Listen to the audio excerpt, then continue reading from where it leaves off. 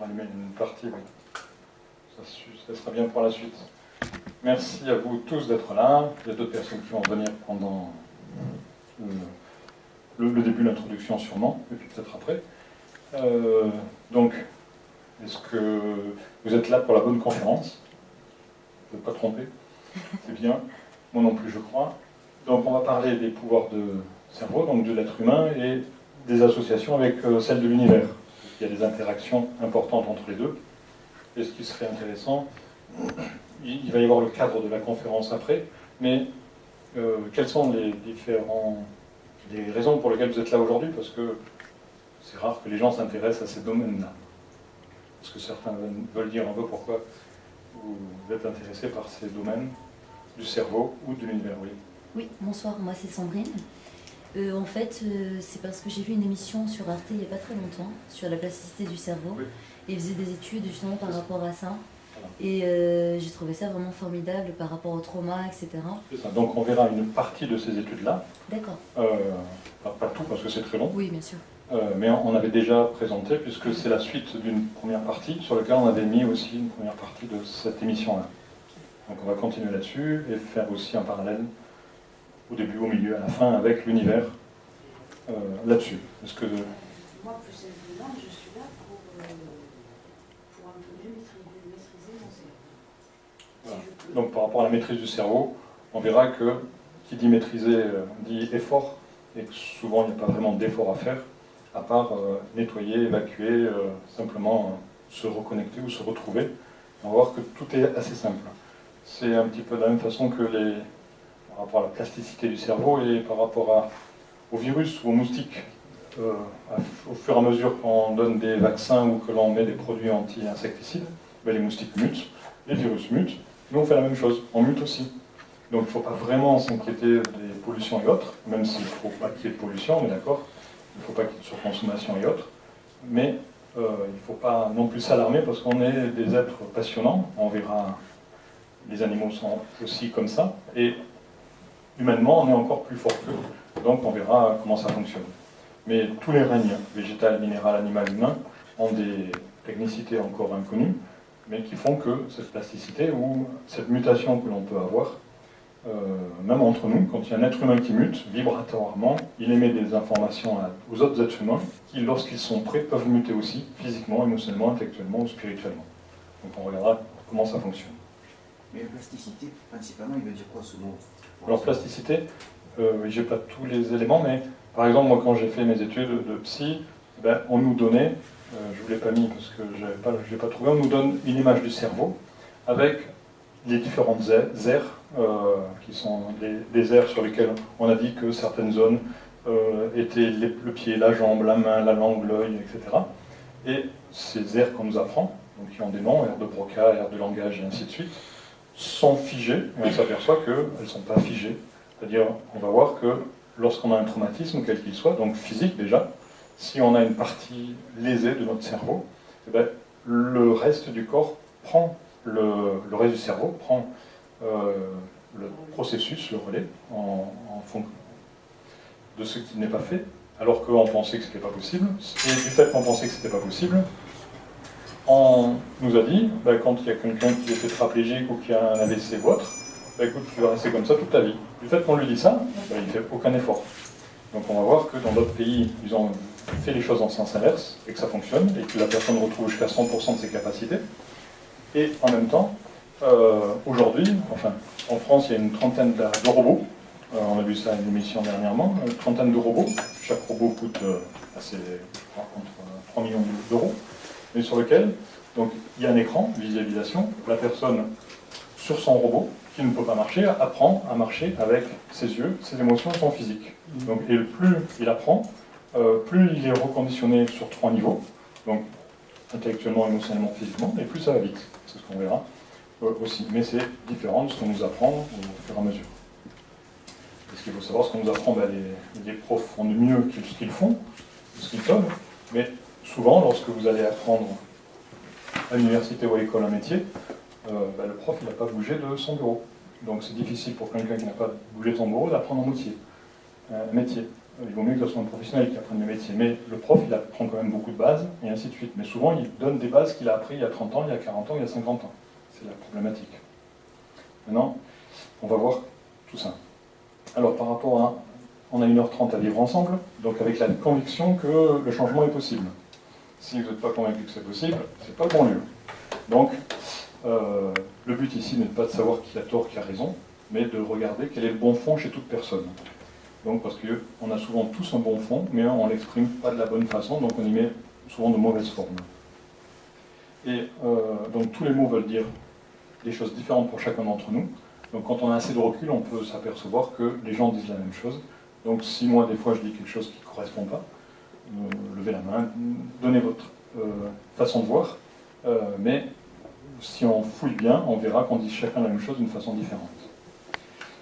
Donc on va éviter chacun d'entre nous de dire non, parce que le non est comme une paire de ciseaux, ça coupe, et plutôt, au lieu de dire non, comme tout le monde sait le faire, on va proposer une solution, ce qui est plus simple, parce que non ceci, non cela, ou ça ne marche pas comme ci, ça ne marche pas comme ça, ou on est tous mal pour telle et telle raison, ça on le sait, donc on va plutôt aller dans l'intuition, et dans l'expérimentation ou dans l'empirisme pour évoquer d'autres solutions. Donc on respecte l'interactivité pour tout le monde, aussi bien pour vous que pour les intervenants que pour moi. Toute ressemblance est fortuite, donc on ne parle jamais de vous, on parle toujours des gens qui sont dehors, parce que souvent on dit pour moi ça ne marche pas, c'est vrai qu'il y a des exceptions qui confirment la règle, donc on ne parle pas pour vous, on parle pour les gens qui sont dehors. Mettez votre téléphone sur vibreur pour oublier de le rallumer à la fin. Donc moi-même j'ai des qualités, j'ai des défauts. Parmi mes défauts, je parle doucement, donc je prends un haut-parleur pour que ça aille mieux. Je parle trop vite, donc des fois vous ne comprenez strictement rien, il n'y a que moi qui me comprends. Donc prenez des notes ou pour ce que vous voulez que je reprenne, que je redétaille et autres. Des fois je fais des zooms, et je ne sais pas d'où je suis parti. Donc je vous demande de l'aide, je ne sais plus où j'en suis. N'attendez pas la fin pour aborder le sujet qui vous intéresse. Parce que souvent on arrive à 5 minutes, puis on me dit on n'a pas abordé tel sujet, c'est trop tard. Donc parlez-en le plus tôt possible. Donc il y a 15 minutes de présentation, dans ce que je suis en train de faire, 15 minutes, 45 de conférence, 30 minutes de questions-réponses, et puis après il y a des boissons à la fin. Donc aujourd'hui il y aura plus de vidéos que de blabla, mais on pourra intervenir à la fin de chaque vidéo, si vous le souhaitez, il n'y a aucun problème. Moi je vous donnerai aussi mes explications, et si vous en avez aussi, c'est intéressant de les entendre, puisque comme il est noté ici, l'important c'est vous, d'accord, c'est ce que vous allez amener, et c'est vos questions. Donc l'important c'est que ce soit vous qui fassiez la conférence et pas moi. Je ne suis pas là. Voilà. Non, je ne suis pas là. Est-ce qu'il y en a beaucoup qui ne sont jamais venus? Levez la main parce que sinon... c'est la première fois. Voilà, bon alors je vais faire ma présentation personnelle assez rapide. Sinon je ne la fais pas quand tout le monde est déjà là. Alors, mon CV, c'est pas ça, c'est ceci. Alors, je travaille en partie à Marseille, en partie à Paris, donc dans tout ce qui est aide psychologique. J'ai fait des études d'ingénieur et de psychologue, plus avec des cursus différents qui sont la périnatalité, le psychisme, la dictologie, la psychologie de la santé par rapport aux professionnels de la santé, la gestion des conflits, la maladie d'Alzheimer et d'autres éléments. Donc, dans les thérapies, je suis les formations avec David Schreiber, qui est mort d'ailleurs il y a 2 mois, qui a fait beaucoup de livres dont vous connaissez. Du type le plus connu, c'est Guérir, et puis d'autres, Anti-cancer et ainsi de suite. Et dans le dernier, le titre est Ce n'est qu'un au revoir, je crois, quelque chose qui ressemble à ça. Donc, il exprime le fait que, en tant que grand médecin américain français, il exprime qu'il a sous-entendu la réincarnation et il en parle dans son livre. Donc, l'analyse, parce que je fais beaucoup d'analyse, j'ai travaillé dans différents hôpitaux, donc différentes problématiques qui sont évoquées ici, ainsi que la systémie, que l'hypnose. Donc aussi bien dans des lieux d'entreprise que dans des administrations, ou pour le particulier, ainsi que lorsqu'il y a des interventions en urgence, soit pour des braquages, des conflits, des décès, des suicides, du harcèlement, de la violence, et ainsi de suite. Tout ça est repris sur un site qui est celui-ci, site TSCI. TSCI, Technique Schématique de Communication Intégrative, c'est ce qu'on va voir. en partie. Donc dans ce site, il y a une partie pour le particulier, une partie pour la thérapie, une partie pour l'entreprise, pour les expatriés, parce que je l'entends travailler aussi en Outre-mer. La technique schématique d'optimisation intégrative, ce sont des schémas. Donc on exprime toutes les problématiques par des schémas. On trouve des solutions parce que les schémas sont faciles à comprendre. De communication, parce que c'est souvent une communication entre soi et l'autre, entre son intuition et sa raison. Intégrative, pourquoi? Parce que c'est déjà en nous, il n'y a aucune invention là-dedans. C'est juste mis sur schéma des choses que l'on fait déjà inconsciemment ou consciemment. Donc des schémas comme celui-ci, qui expriment qu'on est passé de la terre plate à la terre ronde. D'autres schémas comme ceci, c'est des niveaux de conscience. D'autres schémas qui expliquent que où est à moitié. La moitié, souvent dans ces phrases que l'on dit dans le peuple, fait qu'en nous c'est comme ça. L'autre est une partie de nous. Donc homme, femme, patron, employé, animal, végétal, minéral, peur, projet, voyage, ainsi de suite. Et chacun peut être tantôt masculin, tantôt féminin, en fonction des circonstances, des moments, des lieux. Donc ceci, c'est la technique que j'ai développée, que l'on abordera peut-être en partie aujourd'hui, mais aujourd'hui on sera plus sur des vidéos et sur l'explication d'autres scientifiques, mais que l'on pourra retrouver avec des schémas si besoin, par rapport à ce que l'on fait de sa vie ou ce qu'on aimerait de sa vie, par rapport au passé, présent, futur, par rapport à ce qu'on a acquis ou qu'on aimerait acquérir, par rapport à des potentialités ou de l'inné ou de l'acquis, et ainsi de suite, des rapprochements, comment fonctionnent les relations en soi. On est tout le temps actif et passif à chaque instant. Donc on ne peut pas rejeter la pierre à Pierre-Paul Jacques dans le sens où on est chacun bourreau et victime. Le bourreau est victime de lui-même, la victime est bourreau d'elle-même. On a des cycles, on verra comment ça fonctionne si besoin. Ainsi de suite, il y a des creux de vagues. On peut limiter tout ça, on peut modifier tout ça. On est souvent passif par rapport à une société qui nous endort et qui nous met beaucoup de poids sur nous et beaucoup de surconsommation, donc qui nous éloigne de notre axe. Et on devrait devenir beaucoup plus actif par rapport à soi-même. On le retrouve ça dans notre assiette, on retrouve ça dans nos lingeries, on retrouve ça dans notre frigo, on retrouve ça dans les vibrations entre nous et ainsi de suite. Donc on reviendra tout ce que cela évoque s'il y a besoin. Mais comme aujourd'hui on n'est pas trop là-dessus, on avait fait déjà des conférences sur ce domaine-là, on reviendra si besoin là-dessus. Donc on va revenir à notre thème d'aujourd'hui. Et avant de démarrer les vidéos, donc ça c'est une partie des sujets qu'on va aborder de différentes façons, et si on a le temps de toutes les aborder. Donc il y a la plasticité de l'univers ou de notre cerveau, les sillons qu'on a creusés en nous, les sillons c'est notre cerveau, d'ailleurs il est bien représenté comme ça, il a des canaux, il a des sillons, mais le fait que on emprunte d'abord une communale, que la communale devienne une nationale, que la nationale devienne la communale devienne départementale, puis une nationale, puis une autoroute. Une fois que vous êtes sur une autoroute, vous avez des barrières et vous ne pouvez pas sortir n'importe où. Donc quand vous avez des habitudes, des vieilles habitudes, qui sont super larges comme les autoroutes, à double sens, ça va très vite, mais vous ne pouvez pas sortir n'importe où. Donc on va voir comment ça fonctionne dans notre cerveau.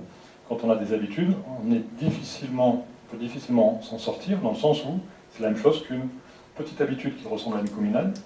2 fois l'habitude, 3 fois l'habitude, ça commence à une départementale. 4 fois, 5 fois, là, ça devient une nationale.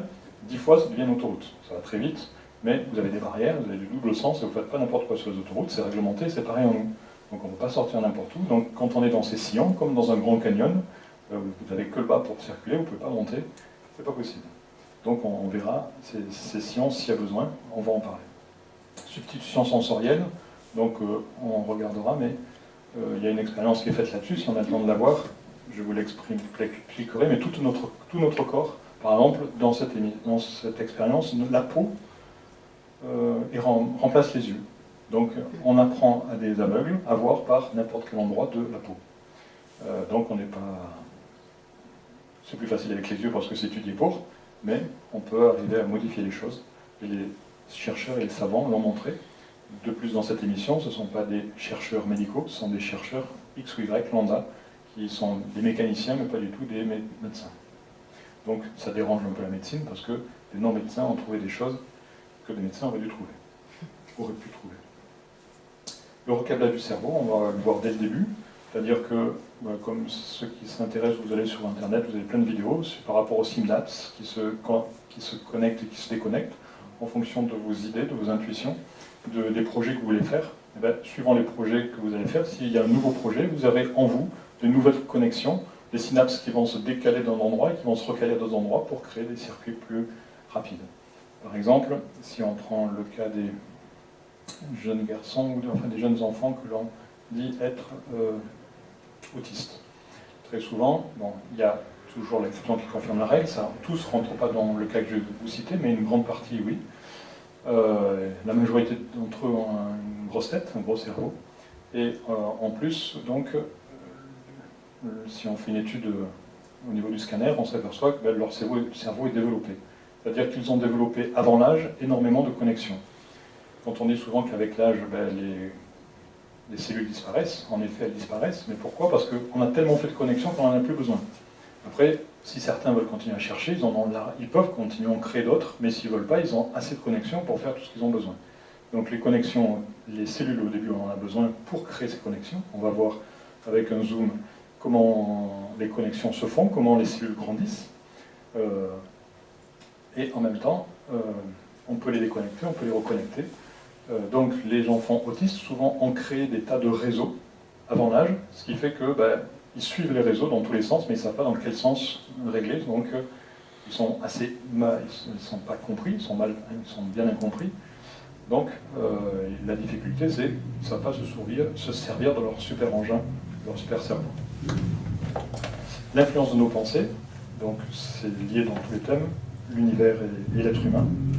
Transformer le bruit en la confusion en élégance mentale. Si on a le temps, on verra une vidéo là-dessus.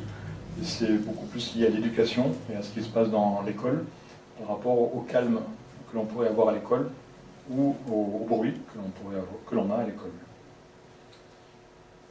Alors, je vais commencer avec 4 ou 5 textes pour, comme on a vu tout à l'heure, l'écran à l'envers pour vous mettre la tête à l'envers, pour décoller. Donc, je vous laisse le lire au fur et à mesure. Un fermier se tenait près d'un arbre. Absorbé dans ses pensées, sa femme accourt en pleurs pour lui annoncer que leur fils unique venait d'être tué par un cobra. C'est des écrits indiens, d'Inde. L'homme resta silencieux, stupéfait. De cette indifférence apparente, sa femme s'écria « Mais tu n'as pas de cœur ?» C'est un petit peu la même chose en France, quand vous n'êtes pas jaloux et que votre femme vous dit « Mais tu m'aimes pas, tu n'es pas jaloux. » C'est un peu pareil. « Tu ne comprends pas, répondit l'homme. J'ai rêvé l'année dernière que j'étais roi et que j'avais 7 fils.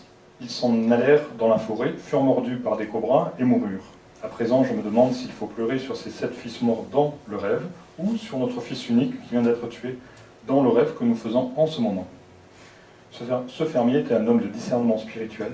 Pour lui, les mondes de la matière et du subconscient sont aussi irréels l'un que l'autre. C'est ce que l'on va développer tout au long de la soirée. Pas facile. Le but n'est pas d'y croire à 100%, mais de mettre en hypothèse comme vrai, c'est-à-dire de faire des hypothèses. L'hypothèse, ça veut dire quoi? Comme on fait en mathématiques, dans les sciences mathématiques, on fait des hypothèses. Et au fur et à mesure qu'on fait des hypothèses, on voit si ça mène à une solution ou pas.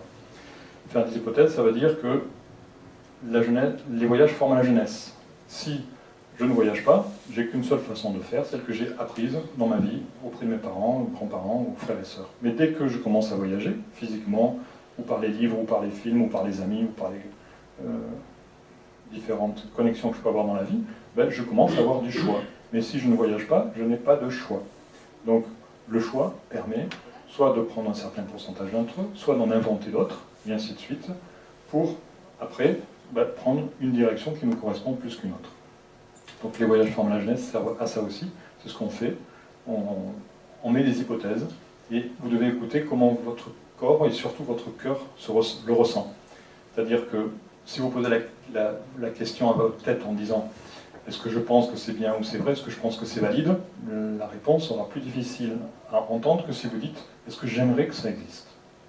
Si, en voyant des vidéos et en faisant votre synthèse, vous dites « Est-ce que tel passage ou la totalité, j'aimerais que ça existe ?» Si vous dites que j'aimerais avec le cœur, partie centrale, on verra, souvent on a plus de connexion avec l'intuition, avec la suite, que si on dit « Est-ce que je pense cartésiennement que ça existe ou pas ?» Parce que ce que je pense, c'est fonction de ce que j'ai acquis souvent. Même si un ordinateur, c'est l'être humain qui l'a inventé, ça veut dire qu'il n'invente que lui-même. Donc même si l'ordinateur est puissant, l'être humain est encore plus puissant que ce qu'il a pu inventer matériellement. Donc on a encore d'autres accès à nos intuitions et à notre réalité que ce qu'on a pu comprendre et voir jusqu'à présent, qu'on a pu mettre dans la matière. Si on prend une deuxième histoire. Non, ça c'est la suite, non, c'en est une autre. Lorsque nous rêvons, la nuit, le rêve du présent devient irréel, donc le jour. Et seulement le subconscient paraît vrai, donc la nuit. Lorsque nous rêvons au rêve de ce monde, nous oublions celui de l'autre. Toutes les choses n'existent que par la conscience. Donc c'est simplement la conscience qui est déplacée de jour ou de nuit. Après on pourra parler, si on a le temps, pourquoi la nuit ressemble au jour et comment on peut modifier la nuit grâce au jour ou le jour grâce à la nuit. Une autre histoire. Un homme dort et rêve qu'il est un soldat. Il part pour la bataille, combat bravement et est blessé mortellement. Il rêve tristement de sa mort prochaine. Peut-être pense-t-il aux êtres chers qu'il va devoir abandonner. Il s'éveille brusquement et s'écrie soulagé et heureux. Mais je ne suis pas soldat et je ne suis pas en train de mourir. Ce n'était qu'un rêve. Et il rit de se voir vivant et bien portant. Mais qu'advient-il du soldat, le vrai, qui se bat réellement dans la vie terrestre, qui est blessé et qui meurt? Il se réveille soudain dans le monde astral, donc le monde suivant, et découvre que tout cela n'était qu'un rêve, que dans cet autre monde, il n'y a pas de corps physique, ni de chair vulnérable, ni d'os à briser. Ne voyez-vous pas que toutes les expériences de ce monde sont semblables? Ce ne sont que des expériences de rêve. Donc, on va aller plus loin au fur et à mesure. Mais ceci aborde différentes notions que l'on pourra aborder.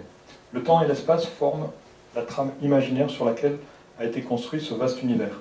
C'est pour ça qu'on dit, certains sages expliquent, ou philosophes ou scientifiques expliquent que le temps n'existe pas. Parce que c'est vraiment construit pour notre apprentissage du moment, en tant qu'humain. Supposez que je dorme et je rêve que je suis à bord d'un avion qui parcourt 12 000 milles séparant Los Angeles de l'Inde. En me réveillant, je me rends compte que toute cette expérience n'a eu lieu que dans l'infime espace de mon cerveau. Elle n'a duré que quelques secondes. Telle est la nature illusoire du temps et de l'espace sur lesquels nous fondons toutes les conceptions humaines de la réalité. Donc c'est des histoires sur lesquelles il faut revenir plusieurs fois pour arriver à les intégrer. Ces histoires, c'est un petit peu ce que font certains peuples quand ils se racontent des histoires pour arriver à découvrir d'autres notions. Donc c'est plus les peuples orientaux. Mais c'est la même chose que quand on est enfant et on vous dit « relisez votre question ». En cours, relisez votre question, relisez votre question. Pourquoi est-ce qu'on nous dit « relisez votre question, relisez votre question » Parce que si on relit la question une fois, 10 fois, 100 fois, 1000 fois, au bout d'un moment, on trouve la réponse. En fonction de la formulation, de l'intonation, des virgules, des points qu'il y a à l'intérieur, on n'a pas appris aux étudiants à relire la question, aux enfants, à relire la question correctement. Et si la réponse n'était pas dans la question, il n'y aurait pas de réponse.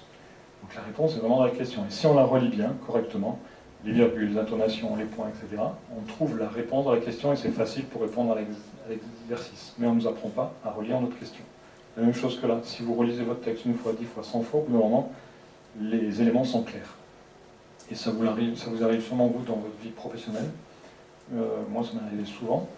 Donc une fois, c'était au tribunal, lorsque il y avait eu un procès, et le tribunal avait donné raison, donc m'avait donné raison, et en recevant le document, la partie adverse m'avait envoyé une somme énorme à payer, alors que j'avais raison. Et en fait, j'ai dû relire une fois, 2 fois, 10 fois. Les avocats n'ont rien compris. Une fois que j'ai relu la veille de la dernière date d'échéance, il manquait une virgule. Et du fait de rajouter une virgule qui n'avait pas été mise par... tout le texte changeait de sens. Et j'avais vraiment raison tel que c'était évoqué. Mais tel que c'était traduit, j'avais tort. Il manquait juste une virgule. Donc si on relit les éléments une fois, 2 fois, 10 fois, 100 fois, au bout d'un moment, on trouve ce qui manque. Et ça arrive dans tout le monde, chez tout le monde, quand vous prenez du temps pour chercher, ou si vous n'en prenez pas, vous trouvez rien, ou rarement. Si on prend la suite, ce monde ne vous semble réel que parce que Dieu vous a amené à l'existence par le biais de son rêve cosmique. Vous faites partie de son rêve. Si vous rêvez la nuit, que vous vous cognez la tête contre un mur, il en résulte un mal de tête imaginaire. Au réveil, vous réalisez toutefois qu'il n'y a pas de mur à heurter. La souffrance expérimentée n'existait que dans votre pensée. Elle n'affecte pas votre tête. Il en est de même pour le rêve que vous faites en ce moment. Éveillez-vous à la seule réalité, Dieu, et donc Dieu, le cosmos, l'univers, l'intelligence, vous mettez le nom que vous voulez, et vous vous apercevrez que la vie terrestre n'est qu'un spectacle, rien qu'un jeu d'ombre et de lumière. Donc jeu d'ombre et de lumière, on verra, c'est une symbolique importante. Et il y a beaucoup de savants qui ont été très cartésiens, très athées, et qui, menant leur expérience au bout, arrivés au bout de leur expérience, leur a dit il est obligé qu'il y ait une intelligence pour que ce que j'ai découvert existe. Donc beaucoup de cartésiens sont arrivés à à la fois au bout de leur expérience physique. Dans un film, l'action semble très réelle. Cependant, en regardant la cabine de projection, vous pouvez voir que toute l'histoire est produite par un seul rayon de lumière. Il en est de même pour le grand film de la création. Et Dieu dit que la lumière soit. L'univers tout entier a été émané par un seul rayon de lumière cosmique. C'est un film cosmique, semblable par de nombreux aspects à ceux de salles de cinéma. La différence réside dans le niveau. Dans les salles de projection, le cinéma est bidimensionnel et ne sollicite que la vue et l'ouïe. Le film cosmique comprend 3 dimensions et affecte le goût, le toucher, l'odorat. Le film des salles de cinéma peuvent vous faire rire ou pleurer. Celui de 2 est bien plus captivant, car il fait intervenir la perspective et les 5 sens au lieu de 2. Cette vie ne demeure pas moins un film. C'est un petit peu la même chose que la comédie de Dante. Donc la vie est une divine comédie. Une autre histoire. Un physicien commentait avec condescendance: il est bien agréable de se représenter les arbres, les fleurs et les rivières comme un rêve de Dieu. La science a toutefois révélé que toutes les choses sont identiques en essence. On le verra à travers certaines vidéos. Et que ce ne sont que des masses de protons et d'électrons. Le maître fut prompt à la répartie. Donc celui qui répond, il répond, le maître: si vous laissez tomber un chargement de briques sur le sol, formeront-elles une maison? Certainement pas. Il faut de l'intelligence pour faire quelque chose d'intelligent avec un tas de briques. Les protons et les neutrons sont le matériau de la construction de l'univers. Il a bien fallu une intelligence pour leur donner des formes sous lesquelles nous les rencontrons dans la nature: fleurs, arbres, montagnes, fleuves et êtres humains doués d'intelligence. Donc tout ceci, c'est simplement pour donner une autre version des éléments. Maintenant, on va regarder certaines vidéos pour commenter ça et pour aller plus loin dans notre conférence. L'une des premières sera celle-ci. Alors, on va commencer par celle-là. Quoique, je vais changer de secteur parce que je préfère l'autre secteur.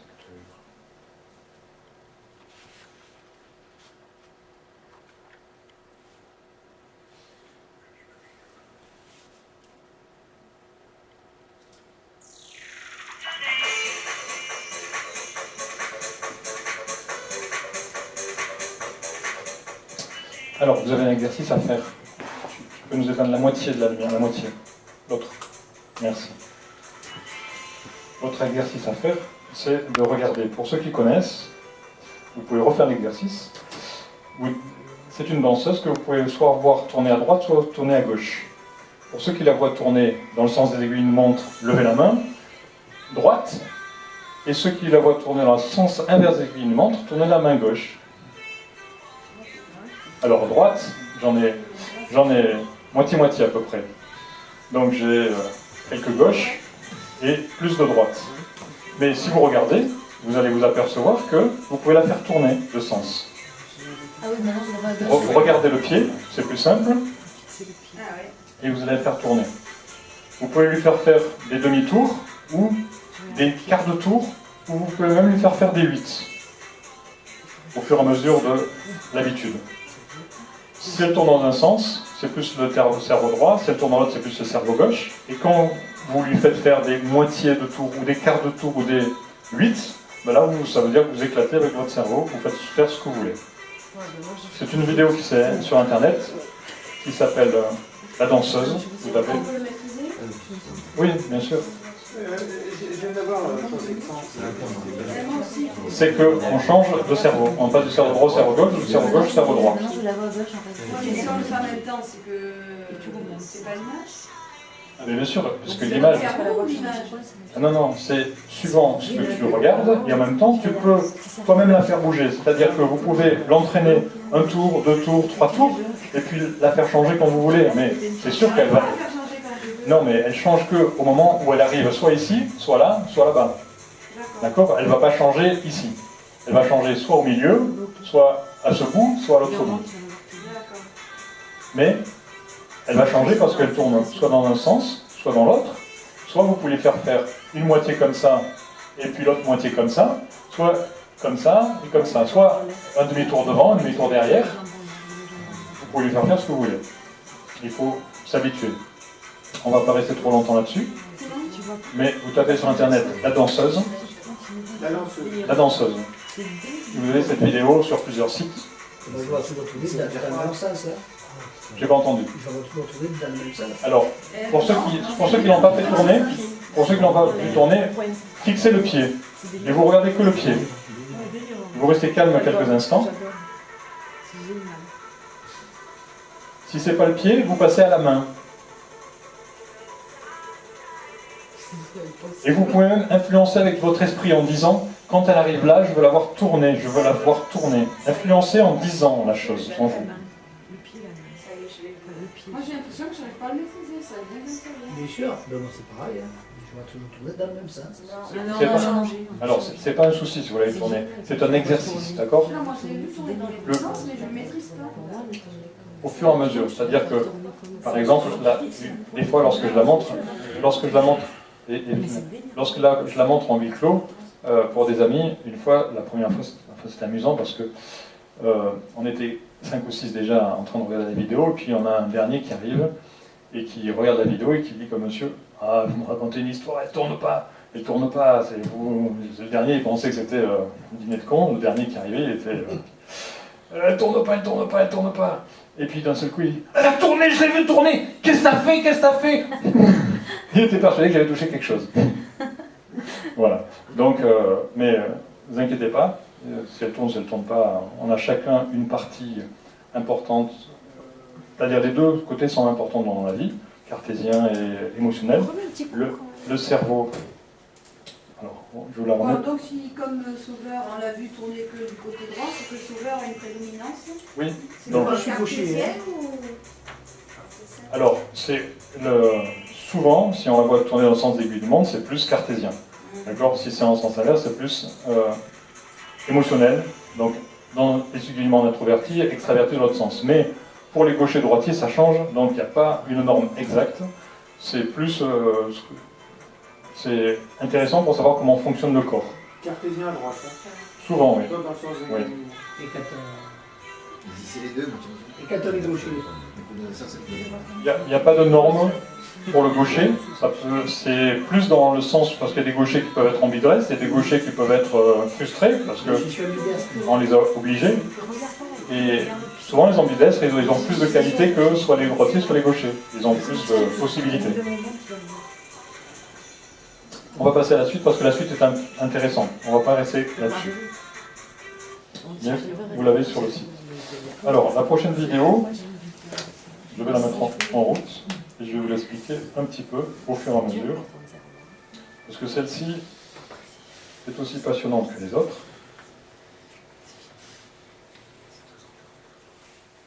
Oui, j'ai baissé le son, donc je vais remonter le son au maximum. Donc là, au début, il y a une petite introduction sur la pesanteur qui perturbe différents corps. Par exemple, grâce aux cosmonautes, on a compris certains éléments de la médecine il n'y a pas très longtemps. D'ailleurs, vous tous, lorsque vous êtes cassé par exemple une jambe, on vous a dit ne posez pas le pied par terre pendant longtemps.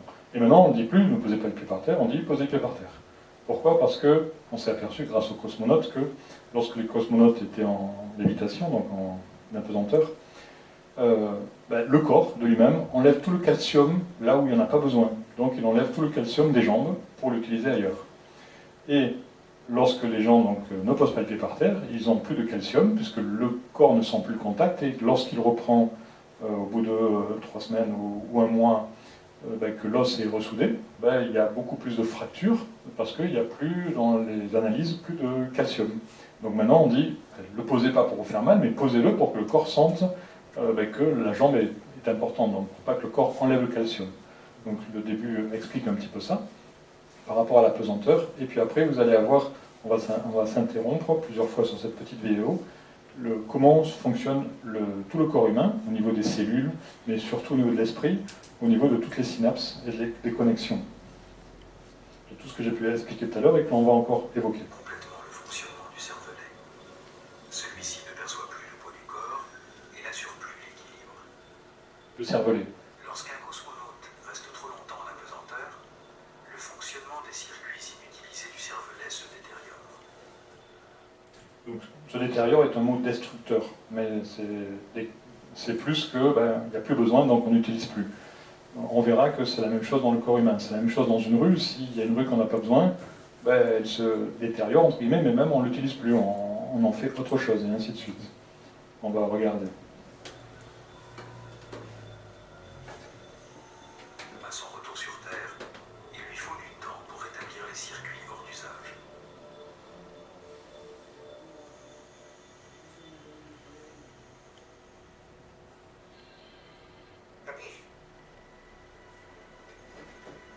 Cette prise de vue accélérée 500 fois sur les tissus nerveux. Donc cette prise de vue, accélérée 500 fois. Ici, il y a deux éléments. Cet élément ici qu'il faut observer, c'est tous les éléments qui sont plus brillants. Ce sont des cellules de maintenance qui ont plusieurs fonctions. Et la réparation et la macrophagie, ils mangent. C'est-à-dire que si vous voulez regarder, mais comme je n'ai pas de ralentisseur là-dessus, ça ne marche pas, mais vous avez des bras, mais tellement que ça va vite, on dirait des milliers de bras, qui agissent sur toutes les différentes fibres, et pour les réorganiser, et pour les nettoyer, et pour les ordonner, et éventuellement pour les manger. Nous fait découvrir à quel point le cerveau est un système ouvert, souple, malléable. Elles sont ici Ce aussi. fragment de circuit est en plein développement. Après, il y a des circuits qui se développent. De haut en bas, Regardez là où ça avance, ça grandit, pousse et ça se sous développe. nos yeux pour se connecter. Et cela, aucun système d'intelligence artificielle n'est encore capable de le faire. Comme ce robot pianiste japonais qui déchiffre et interprète les partitions. De telles machines seront un jour capables de performances inimaginables aujourd'hui. Mais elles ne se modifieront pas elles-mêmes avant longtemps. Donc les machines ne peuvent pas se modifier, sauf dans les films de science-fiction. Peut-être plus tard ce sera le cas, mais pas pour l'instant. Par contre, l'être humain se modifie. C'est pour ça qu'on parle de la plasticité, de la mutation et ainsi de suite, des cellules, des gènes, des virus et autres. Donc nous aussi, on a ces capacités, on va en voir d'autres.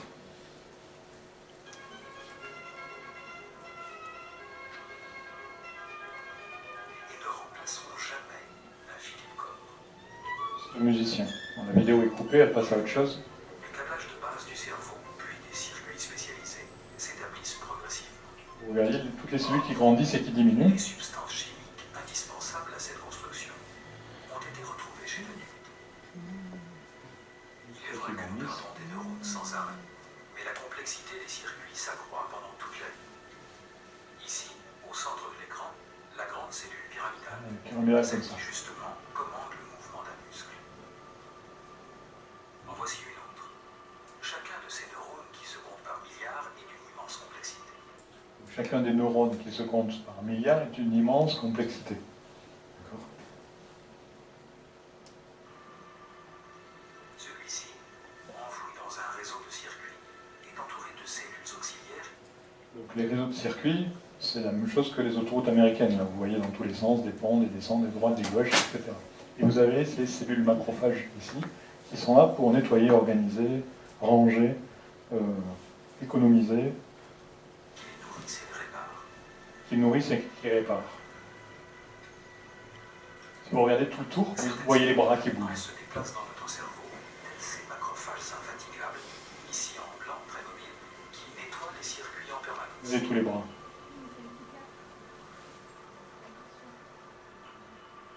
Ils viennent, entre autres, éliminer des neurones devenus inutiles, moins performants, et renforcent ainsi l'efficacité des circuits. Alors pourquoi le fait d'éliminer des neurones moins performants fait que ça renforce l'efficacité? Ben, c'est que si on utilise un chemin qui est moins performant et autres, ça retarde plus qu'autre chose. Donc il y a un nettoyage qui se fait par rapport à ce qui n'est plus utilisable. Donc on passe du futile à l'utile et on enlève des circuits dans lesquels un peu de courant ou de fluide pourrait passer, qui fait que ce courant qui n'est pas utilisé là, on le met ailleurs, sur lequel il y aura plus d'efficacité. En fait, c'est une adaptabilité par rapport à nos besoins du C'est moment. ça. En fait. Oui. Voilà, Et ce que l'on voit là sur un système, on le fait à tous les niveaux. Ça, c'est un système matériel, donc humain et que l'on peut voir, mais ça se passe la même chose au niveau des émotions que l'on ne voit pas, la même chose au niveau des pensées, de l'esprit qu'on ne voit pas, la même chose au niveau de la spiritualité, de la foi qu'on ne voit pas. Donc ça, c'est la partie visible de l'iceberg. Mais il se passe la même chose à tous les niveaux. Tout ce qui est en haut est comme ce qui est en bas. Grâce à de tels mécanismes, le cerveau s'adapte, il évolue. Selon les cas, il s'appauvrit ou s'enrichit. Il est aussi capable de se réparer, comme le montre la scintigraphie. Donc ça c'est la même chose. On va voir où la personne peut avoir un AVC ou un traumatisme d'une partie du cerveau. Nous l'avons vu, la main droite de Vigne est commandée par des neurones situés du côté gauche du cerveau, dans une région latérale de l'écorce. À cet endroit, Donc la main droite commandée par le côté gauche, donc on dit que le côté gauche est le côté cartésien par rapport au côté droit qui est actif, et le côté gauche est le côté émotionnel qui par rapport à l'opposé qui est le cœur. Donc ça c'est la norme, mais qui peut changer selon les êtres humains, et qui est simplement quelque chose pour comprendre, et qui n'est pas une obligation, parce qu'il y a toujours l'exception qui confirme la règle, ou les exceptions qui confirment la règle. une hémorragie cérébrale a provoqué chez un patient une paralysie de la main droite. Le front étant ici tourné vers le haut, la scintigraphie montre en effet une activité réduite du côté malade. En 3 semaines, grâce à la rééducation, il récupère l'usage de sa main. C'est assez rare et possible. Donc avant la rééducation, sa main fonctionnait avec ces éléments-là, et après rééducation, le corps a développé toutes ces parties-là, puisque ces parties-là ne fonctionnent plus, donc qui fait que ça a été transféré de l'autre côté. Ce que, voilà. L'ancien circuit à gauche qui commandait la main droite sont maintenant relayés du côté droit. De nouveaux circuits ont été établis. C'est aussi possible parce qu'on utilise 3 à 5% des capacités de notre cerveau. Lorsqu'on en utilise plus, on n'a plus besoin éventuellement d'utiliser ces parties-là du cerveau. Après, ça fonctionne différemment. Excuse-moi, avant l'AVC, c'était le cerveau gauche. Oui, ça peut être l'un ou l'autre. Là, c'était la partie de ce côté, gauche, qui est transférée après. Avant le traumatisme. Oui, On c'est ça. peut supposer que c'était à gauche, le cerveau Quel gauche. que soit le côté, c'est transféré après de l'autre côté. D'accord. Si j'ai un traumatisme de mon cerveau de mon côté gauche à moi, ça sous-entend que ma partie droite sera affectée et j'aurai des difficultés à bouger certains côtés et peut-être la totalité. Et inversement. Donc, oui, inversement. Et si c'est cette partie qui est lésée, quand je vais vouloir la remettre en fonction de façon volontaire, énergétique, et ainsi de suite, ben, les fonctions qui ne sont plus possibles ici vont être travaillées de l'autre côté. Voilà. C'est ça. Mais à l'école, on nous apprend pas ça. On nous dit que c'est comme ça et pas autrement. Tu m'écoutes et tu te... On va le voir. A été considéré comme immuable. Aujourd'hui, on découvre par exemple que les nerfs qui commandent un muscle se développent avec l'exercice. À gauche de l'écran, un nerf est branché sur un faisceau de muscle. Ce nerf se ramifie. Une coloration spéciale a pu mettre ici en évidence la connexion du nerf avec le muscle en forme de plaque. Connexion, c'est tous ces éléments-là. L'image est un peu floue, et c'est la première fois au monde qu'un chercheur sur un mammifère adulte a pu montrer en lumière fluorescente un même branchement, celui d'un nerf avec un muscle se développant par l'exercice. Plus on développe Semaine après l'exercice, semaine, sur la même terminaison nerveuse, le nombre de connexions augmente. L'entraînement améliore donc les circuits moteurs. Mais pour jouer du violon en expert, tout un système de contrôle doit être par ailleurs mis en place.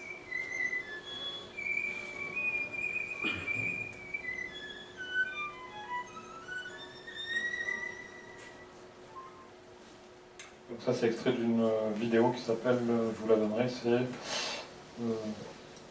sur un violoniste, je ne me rappelle plus le nom, c'est un violoniste qui sert de cette vidéo. Alors ici, on a la vidéo d'un Américain qui nous explique différentes choses et en même temps, il y a 3 expériences qui ont été faites en Amérique qui sont intéressantes à voir, donc beaucoup plus encore physique, donc comme vidéo.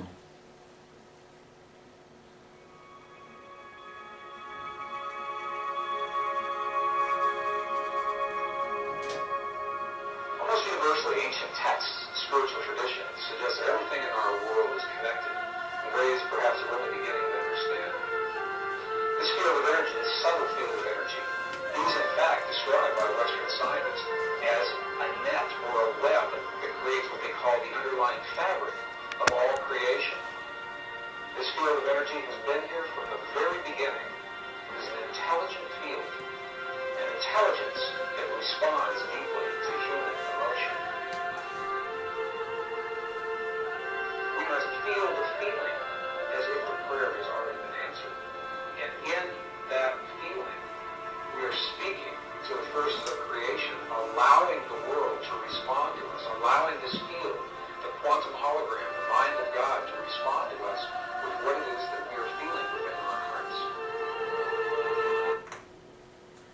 là, c'est l'introduction, je vais passer directement aux expériences. Un petit peu plus loin.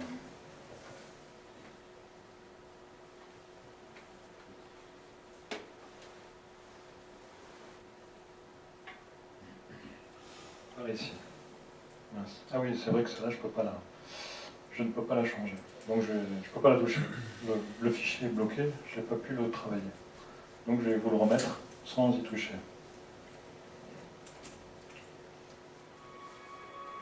Donc il fait 8 minutes. Mais tout est intéressant.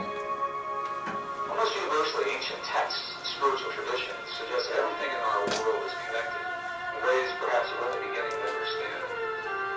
This field of energy, this subtle field of energy, is in fact described by Western scientists as a net or a web that creates what they call the underlying fabric of all creation. This field of energy has been here from the very beginning.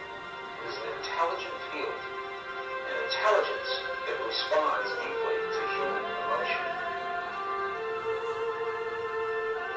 We must feel the feeling as if the prayer has already been answered.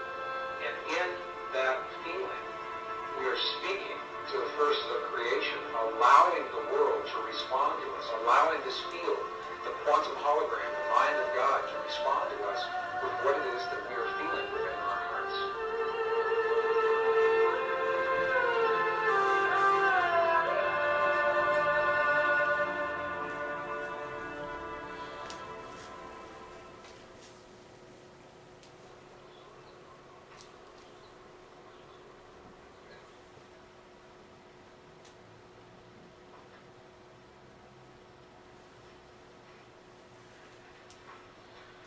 What would it mean if we discovered that each moment of our lives is part of a conversation, an ongoing dialogue with the universe around us? What if everything that happens in our lives, from the healing in our bodies, to the peace of our world, to our marriages, our families, our romances, our divorces, all the things that we see as life in each moment of every day, what if they're a reflection of this intelligence, this field of energy that the ancients described in their language, and now the Western science is beginning to describe in a language that we recognize? Well, growing body, scientific evidence suggests this is precisely the way that our world works. The world, in essence, is nothing more, nothing less than a reflection of what we have become from within, our thoughts, feelings, emotions, our beliefs, our prayers. Princeton University physicist John Wheeler suggests precisely this concept in an interview recently. What he said was that we live in what he calls a participatory universe. But rather than thinking of the universe as something that's already created and that we're plopped down in the middle of it having these experiences, what Dr. Wheeler is suggesting is that the universe is a result of what we are doing in our lives. He says we're tiny patches of the universe looking at itself and creating itself along the way. Now, this is a radical concept because it suggests that when we look into the world of the quantum atom for that most minute, ultimate particle, we may never find it. Because every time we look, the act of looking is consciousness, placing, creating, building something there for us to see. And when we look into the expanses, the vast expanses of our universe, searching for the very edge of what we call creation, we may never find it. Because the act of consciousness searching is the creative force that puts something in place. With growing body, scientific evidence suggests this is precisely the way our world works. And what we'll find as we discover through the experiments that have been done recently in the 20th century is that the ancients may have been very, very close, in fact, to describing precisely the way our world works in the language of another time. Between 1993 and the year 2000, a series of experiments were conducted in accredited scientific and academic institutions that are now supporting precisely the concepts that the ancients so clearly spelled out in the language of their time. 3 of these representative experiments are absolutely shaking the foundation of everything we now believe about physics and the way our world works, and are in fact suggesting that we are connected through this field of energy. The idea that there may be an all-permeating essence that connects everything is really not so new. Even in the world of science, the late 1800s, there was this tremendous spiritual revolution that was sweeping the or not this field actually exists. During that time, it was called the ether field. In 1887, a very famous experiment was conducted to demonstrate once and for all, does this field exist or does it not exist? And based on the results of that experiment, Western science, specifically Western physics, has believed that everything that happens in our world is discrete, non-related, isolated, things that appear to be happening in the same instant in time are simply coincidence. The very famous Michelson-Morley experiment, the equivalent of the experiment, is if you were to go outside of the building where you are right now and moisten your finger and place it in the air above your head, in that moment you felt no wind against your finger, and from that concluded that no air exists around you. That's the equivalent of this Michelson-Morley experiment. They believe that if this field actually exists, it must be moving. And when they tested for movement, they found none, and from that concluded that the field doesn't exist. From 1887 until the early 1990s, all of Western science was based on the principle that what happens in one place has absolutely no effect on what happens somewhere else. And now we know this is absolutely not true. So I'd like to share with you 3 experiments that are absolutely shaking the foundation of Western physics. The first was conducted by a Russian physicist, Vladimir Poponin, in the early 1990s. He came to the United States to finish this series of experiments. And what Poponin did was he wanted to investigate the relationship between human DNA and the stuff our world is made out of, little packets of energy that we call photons, little particles of light, if you want to think of them that way. So the experiment consisted of taking a tube, a glass tube, drawing all the air out of this tube, creating what today we call a vacuum, implying that there's nothing left in this tube. However, we know that there's still something left, these little particles of light. So Poponin measured the particles to see how they were distributed. Did they fly all over the place inside the tube, or were they all accumulated at the bottom, or what happened with them? The results of this part of the experiment were not surprising, because the little particles of light, the photons, were completely random, and this is what they expected. The next part of the experiment is where this gets really, really interesting. Because they placed some human DNA into this tube. And the human DNA, when they remeasured the photons, the human DNA had caused the photons to form an alignment. The DNA was having a direct effect on the stuff our world is made of. Now, this is precisely what ancient spiritual traditions have always said. That something within us has an effect in the world around us. Poponin's experiment, for the first time in recent times, is actually verifying this under laboratory conditions. And the next piece of the experiment is even more interesting, because what they found was that when the DNA was removed from the tube, we would expect that they would all go back randomly distributed just the way they were before. And this is not what happened. What happened was, even though the DNA was no longer in the tube, the photons remained aligned as if the DNA were still there. The question is why? What is it that causes this effect? There's nothing in Western physics that accounts for why those photons should remain in the position that they were in when the DNA that caused them to become aligned is now removed from the tube. This experiment is called the phantom DNA experiment because the effects last whether DNA is there or not. And what it tells us, number one, is that DNA is communicating, human DNA is communicating with the stuff our world is made of, the packets of energy that underlie all of matter. It's communicating through a field that has previously been unrecognized. The scientists call it a new field. My sense is it's probably been there all along, and we simply didn't recognize it. So we'll call this a previously unrecognized form of energy. Donc il y a une deuxième partie de la vidéo qui vient, mais jusque-là, qu'est-ce que ça peut vous donner comme observation, comme compréhension, comme explication? Est-ce que ça vous parle? Est-ce que ça vous fait penser à d'autres choses, d'autres éléments que vous aimeriez partager?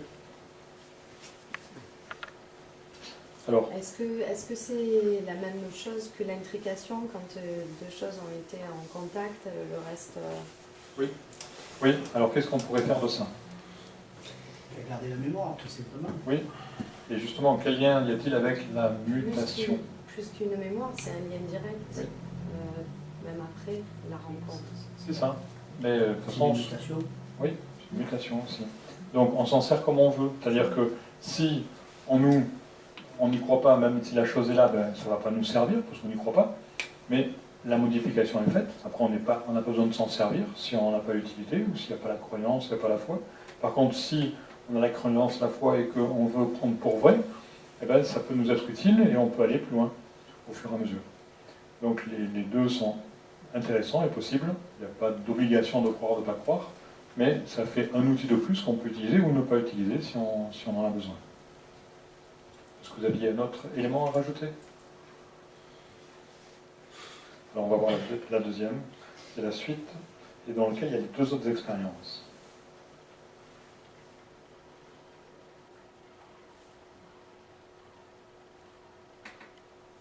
The second experiment, it's a fascinating experiment, it's a military experiment. And what they did, in essence, was they took some human DNA, some scrapings from the tissue inside the mouth of a donor or volunteer, and they placed this DNA in a device that could measure its effects in one room of a building, while the donor that the DNA came from is in another room in the same building. So living DNA from one person, the DNA is in one place, the volunteer is in another place. And what they did was they subjected the volunteer to what they called emotional stimulation that would elicit genuine responses of emotion, of joy or sadness or fear or anger or rage in one part of the building, and they were measuring the DNA to see if the DNA would affect to the donor's emotions. Now why would it? In Western physics today, there's absolutely nothing that suggests that that DNA is still linked to the donor on the one hand. And on the other hand, as they conducted these experiments, what they found was just the opposite. What they found was that when the donor was having his emotional peaks and valleys in one room, the DNA was having its emotional peaks and valleys in another room at exactly the same time. And when we hear about experiments like this, we think of an energy that's being transmitted from point A to point B. And if the energy comes from one place and has to get somewhere else, you would expect that there would be a lag time, a little bit of time between when the emotion is created and when the DNA is responding. That's not what happened. What happened in these experiments, and this is very, very key to where we're going, is we begin talking about the power of prayer. What happened in these experiments is that the effects were simultaneous. They were instantaneous. The instant that the donor was having his emotion, the DNA was already affected as if there were no transition time between the two. Well, these experiments were first conducted within rooms that were separated by distances of maybe 50 feet. Later experiments, however, were conducted where the DNA and the donor were separated by hundreds of miles. I had the opportunity to meet the designer of one of these experiments, Dr. Cleve Baxter, and he shared with me one of the experiments that he designed where the donor was in Los Angeles, but the DNA was in Phoenix, Arizona, almost 400 miles apart. And the effects were precisely the same. Whether they're in the same building or separated by 400 miles, the effect is instantaneous. This opens the door to all kinds of possibilities as to how that DNA remained linked to the donor. What it says to us, once again, is that we are communicating with DNA through our emotions, and that whether the DNA is within our bodies or we're separated by distances of hundreds of miles, the effect is the same. We call this a non-local energy. It means it's everywhere all the time because the energy doesn't have to travel from point A to point B. So the third experiment was conducted again in the early 1990s by the Institute of Heart Math, a pioneering research organization based in Northern California that are exploring the human heart is much more than simply as a pump that moves blood through our bodies. And although our hearts do precisely that, it may be the least of what our hearts do. They're discovering that our hearts are the strongest magnetic field in our bodies, and the electromagnetic field that is produced by our hearts has an effect that extends well beyond our bodies. The Heart Math Institute had earlier discovered that around every human heart there is a field of energy shaped like a tube. It's called a tube torus, and extends between 5 and 8 feet beyond the human heart.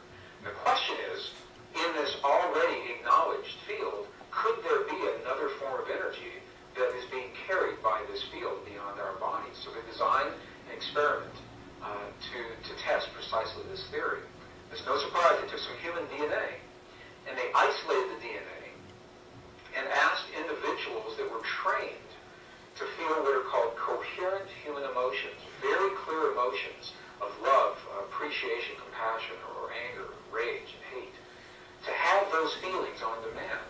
And as the people who were trained to have the feelings did so, they measured the way the DNA responded. And what they found was this. They found that in the presence of appreciation, love, compassion, forgiveness, the DNA became tremendously relaxed. And what we know from other experiments is that this relaxed state of DNA actually enhances our immune response. When you ask people what it is about the feelings of love and compassion that give us our high immune response, this may begin to tell us why, because the DNA is relaxed and actually allows certain portions of those little switches, if you want to think of them that way, to be enabled or turned on. And just the opposite is true as well. In the presence of anger, rage, hate, jealousy, DNA was tightened like a little knot, and it actually shut down, in some instances, those little switches, depleted the immune response. Intuitively, we know this. We know that when people live in a state of jealousy or anger or rage, that it depresses those portions of our bodies, and just the opposite, love, compassion, understanding, forgiveness, that those kinds of things are enhanced. And now, perhaps for the first time, these experiments are beginning to help us to understand why. It's the effect of human emotion on what is called the conformation, or the shape of the DNA in our bodies. And what these experiments showed, and what the lab results, the lab notes in the published papers actually described, was that very specific kinds of human emotion have the power to change the shape of the DNA in our bodies. This is an amazing thing to say, because what it says is that on demand, when we choose to elicit very specific kinds of feelings and emotions inside of our bodies, we actually have the power to change the way the DNA functions in our bodies. This is the beginning of an internal technology, perhaps a very ancient technology that was described in languages of our past that we're only beginning to understand. Well, each of these three experiments was interesting unto itself. In some instances, the researchers were not aware of the experiments that the other laboratories were doing. And these experiments are only representative. Other experiments have been conducted along the same lines, giving the same kinds of results. When you put them all together, however, rather than being interesting, isolated experiments, they begin to tell a story. And the story looks something like this. The first experiment, Vladimir Poponin's experiment, said that the DNA in our bodies has a direct effect on our world, on the physical stuff our world is made of on the energetic level. The last experiment shows that human emotion has the ability to change the DNA that's having an effect on the world around us. And the middle experiment, the one that was conducted by the United States Army, shows that whether we're in the same building or 400 miles apart, the effect is the same. We're not bound by space and time. And as a matter of fact, the results of the experiments are saying precisely this, that you and I have a power within our bodies that is not bound by the laws of physics the way we understand them today. That something within us linked directly to the emotion of our bodies, thoughts, feelings, our prayers, our beliefs, transcends the limits of time and space the way we begin to understand them today. Là, pour la fin de cette vidéo, il y en a d'autres qui suivent, mais qu'est-ce qui vous vient suite à ça? Est-ce que ça vous rappelle d'autres expériences? Est-ce que ça vous rappelle d'autres vidéos? Oui. Moi, il y a quelque chose qui m'est venu en fait suite à la deuxième expérience qui montrait en fait, que c'était vraiment dans l'ADN au niveau des émotions, etc., même à 600 km. Du coup, je me demandais est-ce que ça peut avoir rapport justement avec tout ce qu'on parle au niveau de la psychogénéalogie, quand des fois il y a des choses qui se répètent au niveau familial, etc. Est-ce que ça pourrait venir de là justement parce qu'il n'y a pas d'espace et de temps, qu'on reproduit certains schémas par rapport aux souffrances, aux émotions de nos aïeux par exemple? C'est peut-être différent, mais ça peut fonctionner sous un même schéma. Mais si on enlève le temps, oui. Après, pour le commun des mortels qui sont encore dans le temps, c'est différent au niveau du chemin, mais c'est le même processus. Par contre, on s'aperçoit aussi, malgré la psychogénéalogie, que à chaque fois que des parents veulent des enfants, ils veulent des enfants plus grands, plus beaux et plus forts, pas plus laids, plus petits et plus faibles. Oui. Donc, vu qu'ils veulent des enfants comme ça, on s'aperçoit que cette mutation fait que nos défauts diminuent de génération en génération. Donc, heureusement. Mais parce qu'on veut que nos enfants soient meilleurs, ben, les défauts de nos grands-parents ont diminué chez nos parents et diminuent chez nous, et ainsi de suite. Donc, en effet, la psychogénéalogie ou génétique transmet les éléments, mais de moins en moins influents au niveau négatif, et généralement plus en plus influents au niveau positif. Maintenant, ça dépend dans quelle source on va, parce que si on est éduqué dans une favela, c'est plus difficile que si on est éduqué dans un lieu où il y a des sculptures et Tout de la dépend de musique. l'ouverture d'esprit, justement, qui fait par rapport aux croyances et tout ça, comment Voilà. ça va se Mais développer. les sages naissent partout, aussi bien dans des lieux d'hyper-technologie que dans des favelas. Donc, ça marche aussi. Est-ce que ça vous donne... Est-ce que vous avez d'autres idées par rapport à ces vidéos ou d'autres expériences à partager? Un autre film, c'est Que sait-on vraiment de la réalité? Donc ça, on en a déjà parlé de temps en temps, mais il y a celui-ci. Il y a deux versions, version courte et version longue, qui sont importantes. C'est une vidéo faite par des savants américains et qui est un peu similaire mais plus scientifique qu'une autre vidéo qui s'appelle Le Secret, qui parle de la même chose, mais de façon plus scientifique. Celle qui a été citée. Donc on va un petit peu plus loin pour regarder ce que font les éléphants. Donc quelque chose de très peu connu par rapport à leur mutation, mais que dans les êtres humains, parce que c'est connu chez les éléphants ou dans d'autres générations, ou même chez les arbres mutent, pour conserver leur existence, pour ne pas être dévorés par les animaux. Donc les animaux font la même chose, l'être humain aussi, mais ce n'est pas mis en évidence parce qu'on n'a pas toute la technologie ou parce qu'il n'y a pas assez de savants ou on ne met pas les finances là où il est faut. Et puis parce que si tout était découvert à la fois ou donné à la fois, on n'aurait plus besoin ni de religion ni de politique. Donc ils sont obligés d'en garder un petit peu pour...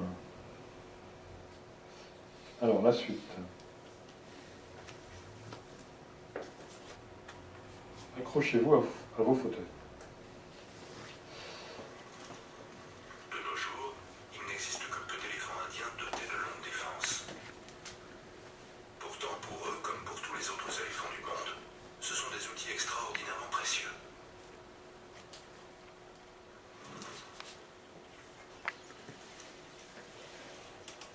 Les défenses ont toutes sortes d'utilités. Avec elles, les éléphants creusent la terre, arrachent l'écorce des arbres, ou se battent pour s'élever dans la hiérarchie. Leur défense sert aussi à protéger leur trompe. Avec plus de 150 000 muscles, c'est un appendice très utile, mais aussi très lourd, car il pèse 200 kilos.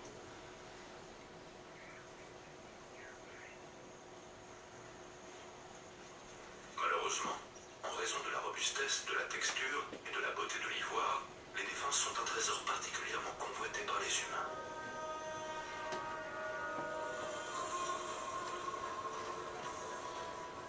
Le seul moyen de se procurer cet ivoire est de tuer l'animal. Un tiers de la longueur des défenses est dissimulé dans le crâne de l'éléphant. Il faut donc forcément sacrifier celui-ci pour extraire le précieux matériau.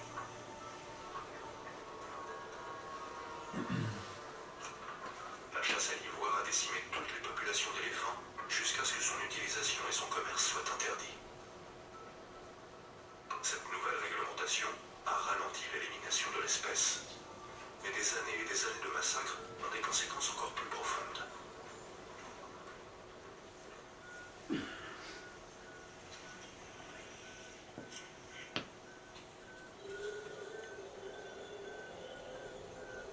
Depuis les dernières années du XXe siècle, le poids des défenses d'éléphants d'Afrique a baissé de près d'1 kilo.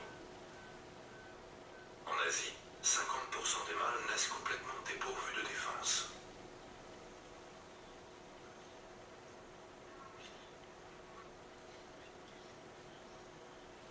La sélection génétique artificiellement pratiquée par les chasseurs d'ivoire a favorisé un gène récessif qui empêche leur croissance.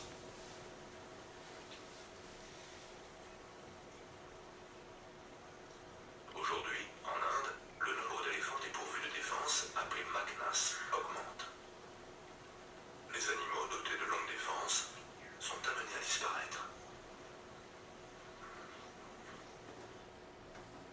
trop fort. Alors, qu'est-ce que ça vous dit, cette vidéo? C'est l'adaptation par rapport à... Parce qu'ils savaient que s'il y avait des défenses, ils étaient victimes. Ouais. Donc ils ont développé ce qu'on appelle un gène récessif, qui font que, au début, le poids de l'ivoire a diminué, mais jusqu'à disparaître complètement. Donc ça c'est les éléphants, mais tous les animaux font des choses comme ça. Par exemple les baleines qui, jusqu'à il y a quelques années, chassaient la bouche ouverte leurs poissons, parce qu'il y en avait assez, ont développé des techniques de chasse, parce qu'il n'y a plus assez de poissons. Donc elles font des cercles de bulles, elles se mettent en profondeur, elles font des cercles de bulles pour enfermer les poissons, et replongent à l'intérieur pour remonter et enfermer les poissons dans leur gueule après avoir fait des cercles de bulles. Donc les poissons n'ont pas disparu il n'y a pas très longtemps et elles ont développé aussi des techniques de chasse. Donc tous les animaux mutent, font des choses différentes. Les éléphants, je reviens sur un petit passage qui est la trompe, donc qui pèse jusqu'à 200 kg et qui a 150 000 muscles. Juste la trompe. Donc la merveille de technologie. 150 000, 200 kg pour les adultes. Donc si les animaux sont capables de faire ça, nous on est capable de faire encore bien plus. Donc le but, mais ça sert aussi à ne pas s'inquiéter, parce que très souvent on s'inquiète de plein de choses, et puis on fait des manifestations pour plein de choses, dont le fond est juste, d'accord ? Il faut bien que l'on soit honnête et qu'on fasse des choses propres, mais il ne faut pas non plus qu'on pense que c'est aussi dramatique que ça. À long terme, oui, c'est dramatique, mais à court terme, les mutations se font à chaque instant chez l'être humain. Donc oui, il faut modifier les choses pour que ce soit bien fait, mais il ne faut pas qu'on les prenne de façon dramatique. Il faut qu'on les prenne de façon professionnelle, et pas de façon bataille rangée, et qu'on cherche les gens pour les mettre en croix, pour les Crucifié. crucifier. À long terme, on ne mettra plus de chômeurs au monde. Je sais pas. On ne mettra que des travailleurs. Alors, on continue sur alors une petite vidéo d'1 minute qui me plaît parce que c'est par rapport à ce qu'on nous apprend à l'école et ça montre un petit peu d'autres choses. C'est un début de la vidéo dont vous parliez tout à l'heure.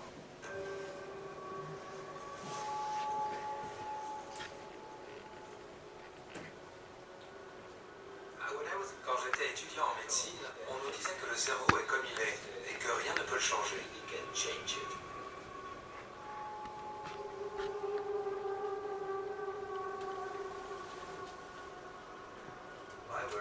On m'a appris que le cerveau était précablé et qu'après 18 ans, il ne changeait plus.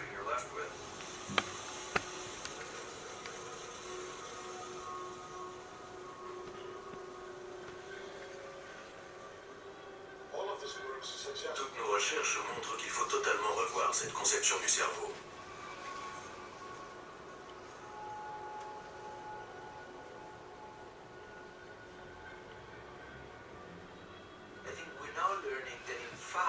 On est en train de s'apercevoir qu'en fait, le cerveau change sans cesse. À chaque pensée, à chaque sensation.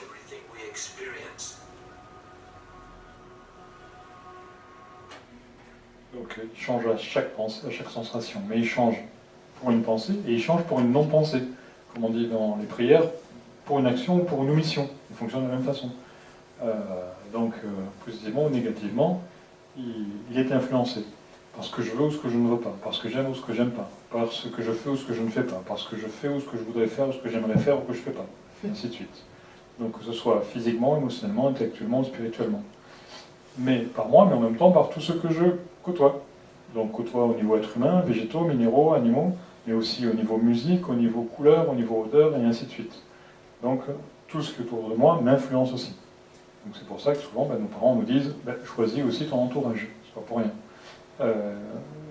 C'est pour ça éventuellement que si on laisse du boxon partout, nos parents nous disent range. Si on écoute de la musique trop fort dans les oreilles, ils nous disent baisse la musique. Donc il y a quand même un bon fond.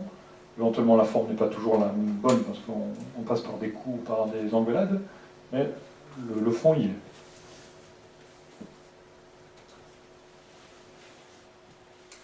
toujours la suite de cette première partie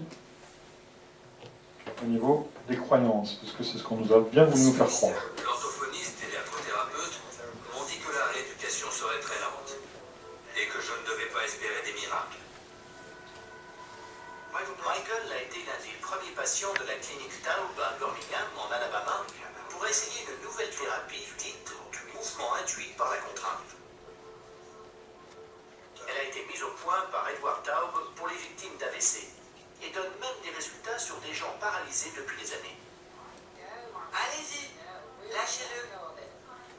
On met le bras valide du patient dans un gant pour l'empêcher de l'utiliser, ce qui force le bras paralysé à faire des mouvements élémentaires. Continuez.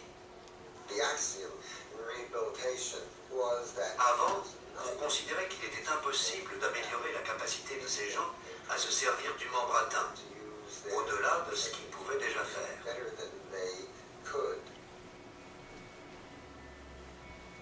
Je vous présente Judy Hall. Bonjour, je suis Norman Deutsch. Enchanté. Et voici Monsieur Hall. Bonjour, enchanté. Judy a du mal à parler. Elle a eu une grave attaque le 24 octobre. On ne lui donnait que 20% de chance de survie. Ça a touché le côté gauche du cerveau. Ça a donc affecté le côté droit du corps. L'une des techniques que nous utilisons s'appelle le modelage fonctionnel.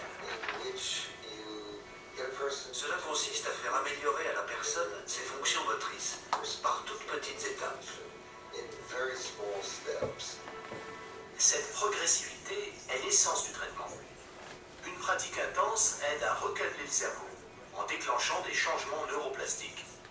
Ainsi, après des lésions cérébrales massives, les fonctions perdues sont prises en charge par de nouveaux neurones. Alors, quelle synthèse vous faites de, ce petit passage? Il y a une interactivité entre le cerveau et le cerveau commande le mouvement, mais inversement, si on provoque un mouvement, il y a un retour vers le Voilà. cerveau. Donc, ce passage vous explique ça, et surtout que ce que les grands pontes on peut vous dire, ben, maintenant tu peux rester un légume, ça ne bouge pas, c'est faux.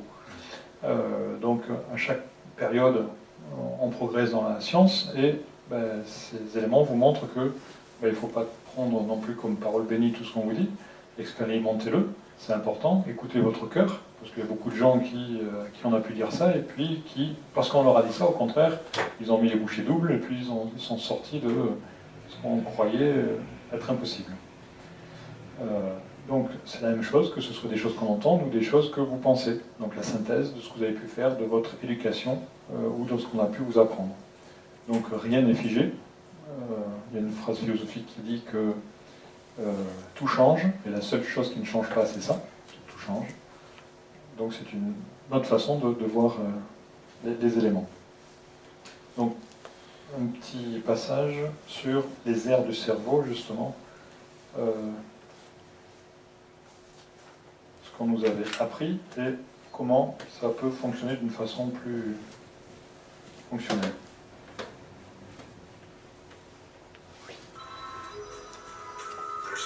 Certains jours, j'ai une douleur fantôme dans la main, comme si on l'écrasait dans un métaux. La plasticité peut induire des douleurs fantômes, car après une amputation, il y a une erreur de câblage, et les sensations tactiles vont activer les zones de la douleur. Le grand spécialiste de la neuroplasticité de la douleur est V.S. Ramachandran. C'est un magicien de la neurologie moderne. Il combat une illusion par une autre, en se servant de l'imagination pour modifier le cerveau et son contenu. Beaucoup de patients peuvent faire bouger leurs membres fantômes. Ils me disent, mon membre fantôme tape mon petit frère sur l'épaule. Il dit au revoir. Mais près d'un tiers d'entre eux ont l'impression que leur membre fantôme est immobilisé, comme pris dans du ciment. Après l'amputation, je sentais toujours mon bras gauche en écharpe reposant sur mon ventre. C'est bizarre comme le cerveau enregistre ce genre de choses. C'est ce qu'on appelle une paralysie fantôme. Mais comment un membre fantôme peut-il être paralysé? Ça paraît impossible.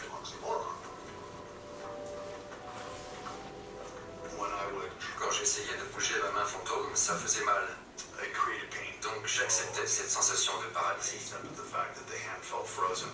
Comment ça va? Bien, c'est un plaisir de vous revoir. Personne ne savait vraiment ce qui déclenchait la douleur dans nos membres fantômes. Ramachandran s'est demandé s'il était possible que chez les amputés, les aires cérébrales correspondant au visage débordent sur celles du bras. Vous sentez quoi? Une caresse sur ma main fantôme. La main fantôme et le visage. Chez les gens normaux, la surface de la peau correspond à une région située du côté opposé du cerveau. Dans cette région, l'aire de la main est adjacente à celle du visage. Quand je conduisais, que je me rasais le matin, dès que je touchais ce côté-ci de mon visage ou que le vent soufflait dessus, ma main me faisait mal, mais je ne faisais pas le lien entre les deux. Et ici, c'est vers le petit doigt. Le petit doigt. Quand la moitié du bras est amputée, il n'y a plus d'information sensorielle qui parvient à l'aire de la main. Quand vous touchez le visage du patient, le message est transmis à l'aire du visage, ce qui est normal. Mais il envahit aussi le territoire correspondant à la main manquante. Et là, l'index. Et là, le pouce. Je lui disais, là je le sens sur mon pouce. Il dessinait un pouce. Puis il touchait ailleurs. Ah, ça c'est sur l'index. Il dessinait un index. Et ça, je le sens sur la main. Sur la main. À la fin, je me suis regardé dans le miroir et j'ai vu ma main gauche ici. Je n'en revenais pas. C'est entre l'annulaire et le majeur. C'était la preuve frappante de la plasticité du cerveau humain adulte. 3 semaines après l'amputation, un effleurement du visage activait l'aire de la main. C'était révolutionnaire parce que ça montrait que la carte du cerveau qu'on apprend aux étudiants en médecine n'est pas fixe. En fait, elle ne cesse de se modifier en réaction à des informations sensorielles.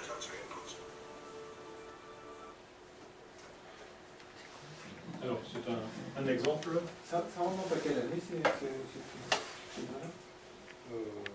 Les expériences 4 ou 5 ans, et le film a été donné en France il y a 1 an. 4 ou 5 ans pour que le film soit fait, mais ça fait 10 ans qu'ils savent ça en Amérique. Et dans les sciences philosophiques ou ésotériques, ça fait des milliers d'années. Maintenant, il faut voir qu'est-ce qui nous intéresse comme lecture. Est-ce qu'on est plus intéressé par des lectures basiques ou anciennes de sagesse. Donc par rapport à cet élément, qu'est-ce que ça vous dit, qu'est-ce que ça vous fait venir comme, par rapport au fait qu'on retrouve la main sur le visage? C'est qu'avant, quand la personne avait son bras, cette partie du visage était prise à un endroit que l'on connaît sur le cerveau. Mais vu que le bras est parti, il s'est retrouvé avec les sensations de son bras sur le visage, pour cette personne-là. Pour un autre, ça peut être ailleurs. Mais donc, en touchant les zones de la peau ici ou les zones du cerveau ici, on peut l'aider à guérir son membre fantôme qui n'existe pas. Donc ces sensations. Parce qu'actuellement, on connaît ce qui est physique, mais on n'a pas parlé de l'astral, ni du mental, ni du bouddhique, ni de l'amique. Donc d'autres domaines qui font partie d'autres sciences philosophiques, spirituelles et autres, qui expliquent qu'on a plusieurs corps et qu'on peut soigner tous nos corps différemment. Donc pour l'instant, on connaît scientifiquement que le physique, c'est ce qu'on a bien voulu démontrer, mais tous les yogis connaissent tous leurs autres corps et peuvent le démontrer de façon naturelle et pratique, sans passer par la science technologique. Et il y a beaucoup de yogis qui ont pu, avec leurs yeux, faire du microscope électronique. Donc il y a des livres écrits par des yogis, et démontrer l'atome, début en 1800, et expliquer tout ce qu'on découvre simplement avec leurs yeux et sans aucun microscope. Donc tous ces livres existent aussi. Une question. Oui. Avec le temps, Est-ce que toutes ces sensations-là peuvent être désactivées? C'est-à-dire du membre fantôme? Ça dépend ce qu'on veut en faire. Si on veut que ça soit désactivé, oui, comme quelque chose qu'on n'utilise pas, là, dans l'expérience qui est faite, parce que j'en ai coupé une partie, dans l'expérience qui est faite, il va apprendre avec un effet miroir, donc une illusion, c'est-à-dire qu'il va positionner un miroir et sa main, et il va voir la deuxième main à côté, et par effet miroir, les sensations il va pouvoir les maîtriser et en créer ou les faire disparaître. Donc la suite de l'expérience montre ça, ça serait trop long pour vous mettre, donc c'est un effet miroir, c'est-à-dire il met le miroir au milieu, et il voit sa deuxième main, et en bougeant la première ou autre, il travaille sur la deuxième. Donc oui, ça peut être modifié. Oui, ça peut être modifié. C'est ce qui est montré dans cette émission. Vous pouvez télécharger sur l'émission de Arte. Oui, il a l'impression de nouveau avoir son deuxième bras. Mais c'est pour tromper le cerveau, quoi, en fait. Pour donner une... Alors, si on veut, c'est une supercherie, mais ça aide oui, mais ça aide à comprendre. En fait, on a besoin de supercherie pour faire comprendre à l'être humain des choses plus cartésiennes. C'est un leurre. Voilà, c'est un leurre provisoire, c'est-à-dire par rapport à la technologie d'aujourd'hui. Et plus tard, quand on aura une autre intelligence, une autre spiritualité ou une autre technologie, on n'aura pas besoin de ce leurre, on comprendra les choses de façon plus reculée. Donc aujourd'hui, Ça n'est pas des personnes, alors, donc. quand... Ça n'est pas des personnes. C'est-à-dire... Parce qu'il y a certaines personnes qui peuvent le comprendre assez rapidement, Oui, bien comme sûr. quoi ils ont perdu la maman, et Oui. d'autres que... Bien sûr, tout à fait. Oui, Donc c'est vraiment individuel, quoi. c'est individuel, mais c'est dû surtout à l'éducation qu'on reçoit. C'est-à-dire qu'il y a certains peuples qui pleurent les morts et d'autres qui fêtent les morts. C'est la même chose au niveau des membres fantômes. Suivant la philosophie ou l'éducation qu'on reçoit, ben, on va avoir avoir une éducation dite occidentale de victimisation, ou plus une civilisation orientale dite de... karmique, mais plus que ça, parce que karmique chez eux c'est plus une conséquence, donc j'attendrai l'année prochaine, c'est plus de recul et plus de sagesse qui font que je vais comprendre plus les interactions de l'univers et m'apercevoir que tout a une utilité, rien ne se perd, rien ne se crée, tout se transforme et que tout est important. Oui. Ce qui est un petit peu effrayant, c'est de voir, par contre, enfin effrayant, Oui. je me comprends, c'est de se dire qu'il y a déjà des personnes qui sont assez intelligentes et ouvertes d'esprit Oui. pour faire cette évolution, mais avant que ça puisse s'intégrer et s'imprégner dans notamment nos sciences occidentales, parce que de nos jours, par exemple... Donc pour quelle raison d'après vous? Pardon? Pour quelle raison d'après vous? Éducation. Mais l'éducation, je Alors, pense ça, que c'est la mentalité qui Ça, c'est reste la à cause. ancrer, quoi. Ça c'est la cause, mais la raison. Le manque d'ouverture d'esprit, tout simplement. C'est que l'humanité est comme un être humain. Il y a l'accouchement, il est bébé, il est enfant, il est ado, il est adulte, et plus tard il est sage. C'est l'évolution. Donc, ça veut dire que c'est l'évolution. Donc l'humanité passe par cette évolution. Donc on ne peut pas lui demander d'être sage alors qu'elle est enfant ou dans l'adolescence. Voilà. Mais dans ce cycle-là, il y a des gens plus en avance et d'autres encore plus en retard. Ça. On peut faire en fait les voyages, c'est après à nous de choisir justement de peut-être se référencer à d'autres cultures. C'est ça. Donc c'est pour ça qu'on dit que le travail commence en soi, parce que plus on le fait soi, plus on devient un référent pour les autres. Donc c'est important de Oui, parce que commencer ça par va ça. influencer l'univers aussi. C'est ça. Il n'y a jamais d'effet nul. C'est exact. Jamais d'effet nul. Voilà. Et en même temps, tous les effets, même ceux que l'on peut considérer comme négatifs, l'univers les utilise à des fins positives. Ce que nous, on n'a pas encore compris. Mais tout ce que l'on peut nous estimer à des esprits, enfin résultats négatifs, l'univers se sert de résultats pour en faire. Donc comment on fait le terreau, c'est-à-dire l'humus des feuilles, ça sert, là l'univers se sert de tous les effets négatifs pour créer des choses positives. Oui. Pourquoi ça se traduit par des douleurs?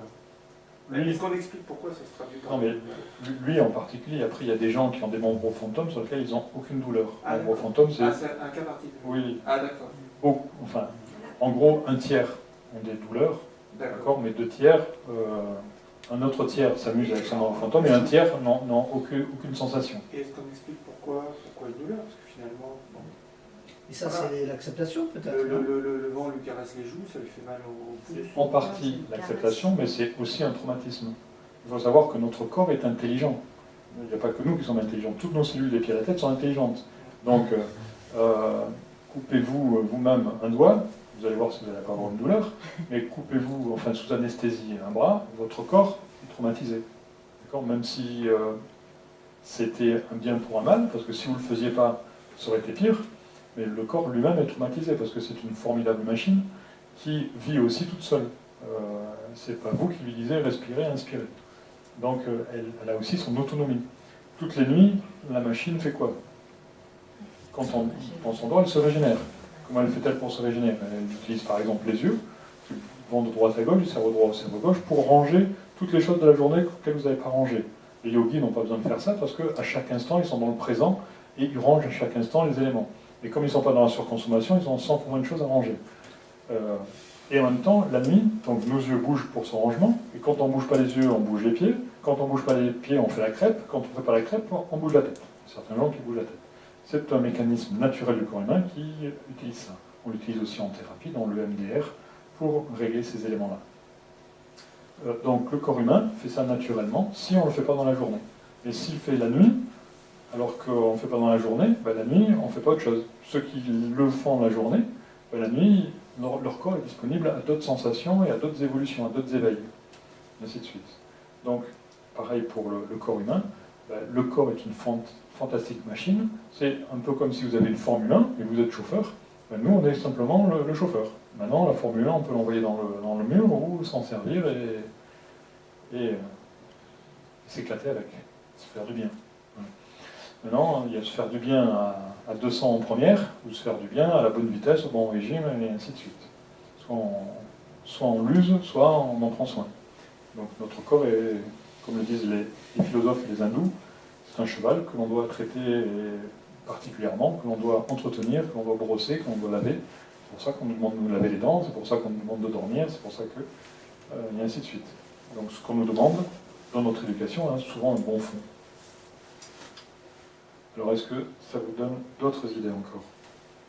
On n'arrive pas très loin de la fin, donc j'ai plein d'autres vidéos à vous montrer, on ne les verra pas toutes aujourd'hui. Il y en a une que je garde là. Alors, À un moment, il expliquait que, dans une des vidéos, il expliquait que dans 2 vidéos précédentes, quand on cherche à trouver quelque chose, on n'arrive pas à trouver la chose. Donc, c'est-à-dire qu'au fur et à mesure qu'on essaye de trouver, on fait changer l'univers.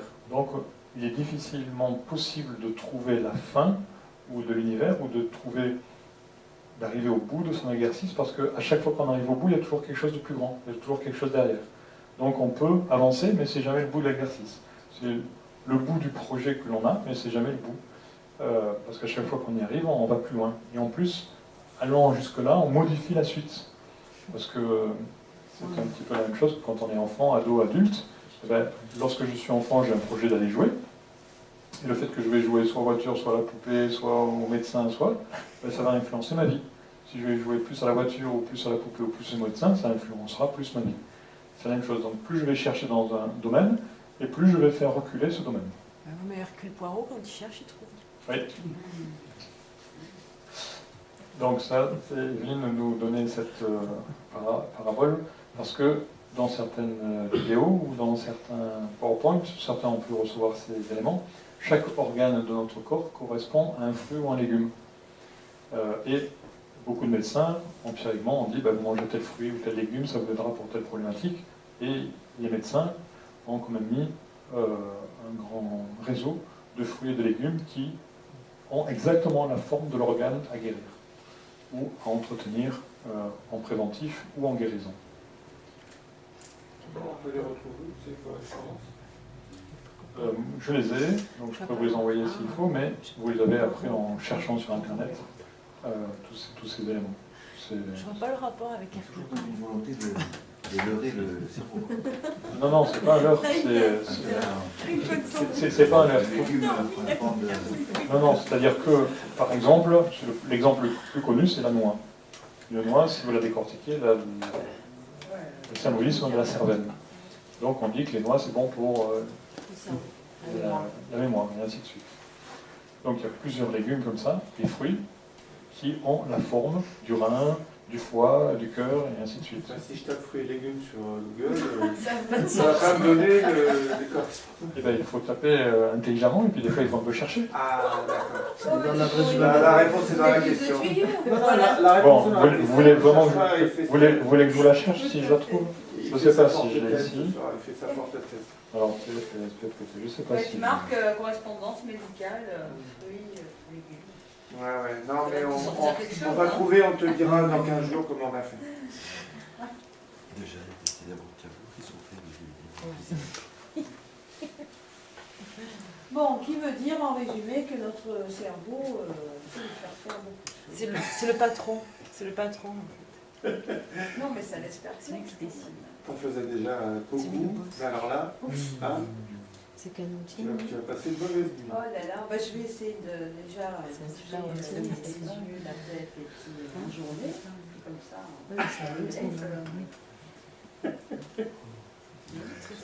un bon conseil. C'est vraiment le tableau de bord. Non, non, mais on va trouver. Là. C'est peut-être celui-ci, il faut juste que je regarde le PowerPoint que je l'ouvre avec le bon C'est pas logiciel. grave, il cherchera un voyage. Ouais. GPT.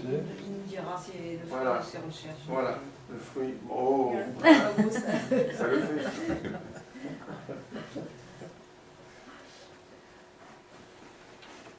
Bon, on répond plutôt à la question d'Evelyne qui ne voyait pas le rapport entre les fruits et Hercule Poirot.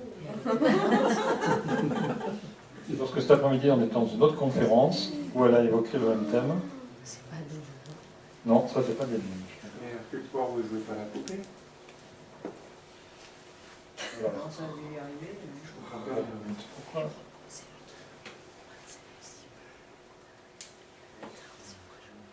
Et tu as trop de documents, Marc. Non, mais il n'a pas pris le PowerPoint, on va parcourir. Je ne sais pas si je vais le trouver.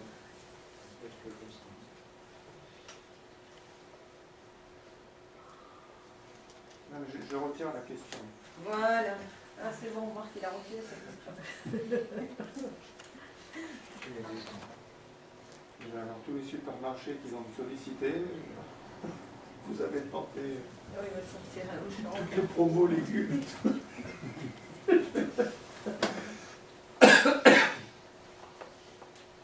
Mais j'arrive pas à l'ouvrir, il faut que je trouve le logiciel pour l'ouvrir. Non, mais je chercherai, mais je mettrai ton Non, nom. mais sur internet, sur Google, en cherchant bien, on trouve. Ouais, ouais. Je chercherai, je mettrai ton nom. Voilà. Alors, pour vous amuser, alors une petite vidéo amusante. Peut-être fera pas rire tout le monde. C'est une moto. D'accord, c'est sur internet aussi, c'est une moto. Et puis, c'est en Allemagne, je crois. Donc la moto va très vite. Elle passe sur une route départementale. Et puis, il y a Un obstacle. deux gendarmes qui sont au radar. Il est tombé dans l'arbre. Ils sont en radar. Donc c'est un petit lien avec ce qu'on voit aujourd'hui, un petit. On va le regarder. 300 km/h.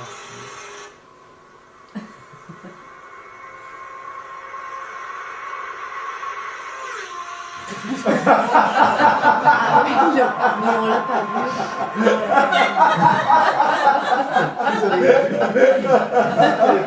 Je crois qu'ils ont entendu le bruit. Je veux pas le remettre, s'il te plaît. Si, je l'ai remis 10 fois, je m'éclate 10 fois. Donc c'est quoi le lien avec ce qu'on a vu aujourd'hui? Un petit lien. On voit pas toujours. Le lien, c'est on voit pas toujours tout. Des fois, ça va tellement vite qu'on comprend rien, quoi. Il y en a qui n'ont rien compris. 300.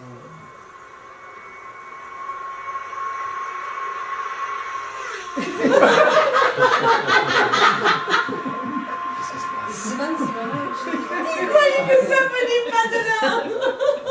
Il croyait que Il c'était cherche encore. Hein. Ah oui, parce qu'il était fixé sur une image. En fait. Oui. Bon, allez, une dernière fois.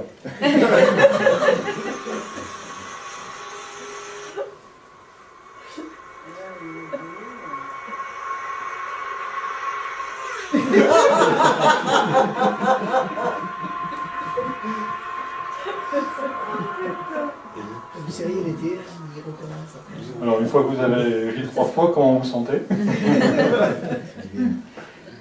C'est marrant, ça revient par rapport au début aussi quand on disait est-ce qu'il a rêvé ou pas en fait. Notre perception de la réalité. Si. Alors, si on pousse un petit peu plus loin, dans quelque chose de plus mécanique, que vous connaissez sûrement.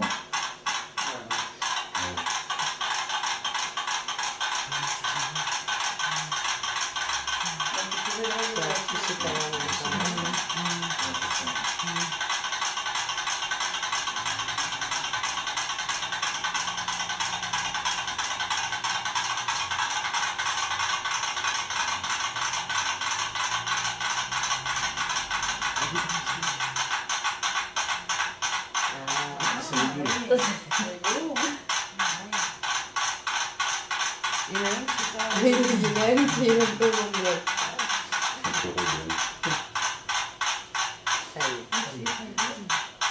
C'est dingue.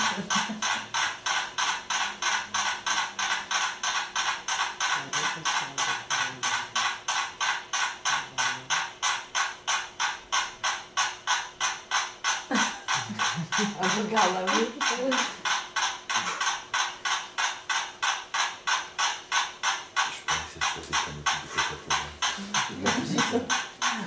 Oui, c'est de la physique, mais ça existe la même chose dans le corps humain, entre différents humains. Alors, explication. Mais Et démonstration. Entre différents humains. Pour aller un petit peu plus loin dans la mécanique, pour ceux qui sont un petit peu dans le bâtiment ou dans les groupes électrogènes, quelle est la symbolique dans les groupes électrogènes que l'on installe dans les bâtiments, dans les hôpitaux par exemple? On ne met jamais deux groupes électrogènes de la même marque et de la même année. Pourquoi? Parce que s'il y a jamais un groupe électrogène qui s'emballe, l'autre va se mettre à la même vibration et s'emballer de la même façon. Ah ouais. D'une part par rapport à la technicité de l'instrument et d'autre part par rapport à la problématique du montage en série, de la faiblesse qu'il aurait pu y avoir dans ce montage de cette chaîne. Donc ils mettent deux groupes électrogènes de deux marques différentes et de deux années différentes pour éviter que quand il y a un groupe électrogène qui s'emballe, il emballe l'autre. Donc c'est des éléments que l'on évoque dans différents domaines. c'est-à-dire que même sur un objet donc mécanique, il y a une influence quand même. Oui. Sur de la même façon que ça. Même s'ils sont posés sur des dalles de béton hyper dures, bon là il a accentué le phénomène pour aller plus vite, pour pas que la vidéo dure 1 heure. Sinon, s'il est sur la table, au bout d'1 heure, ça fait la même chose. Ah oui, d'accord. C'est juste accentuer le phénomène. Voilà, donc on est arrivé au bout de notre démonstration. Il y a encore d'autres vidéos qui pourraient être intéressantes. Bon, comme l'a dit Anne, donc la formule anglaise c'est celle-ci, c'est What public do you know? Mais vous avez différentes vidéos qui expliquent tout ça encore sur Internet, que l'on pourra voir au fur et à mesure.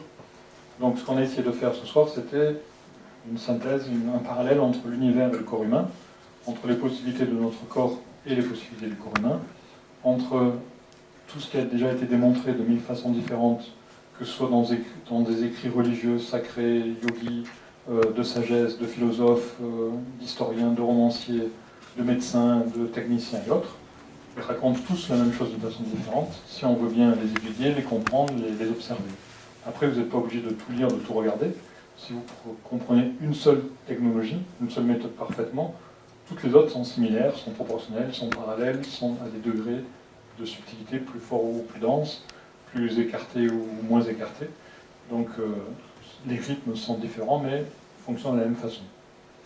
Donc tout ceci est déjà démontré, mais la médecine ou la mécanique ou l'humain a besoin de le montrer de façon plus matérielle et plus terrestre, mais ça existe déjà de différentes façons.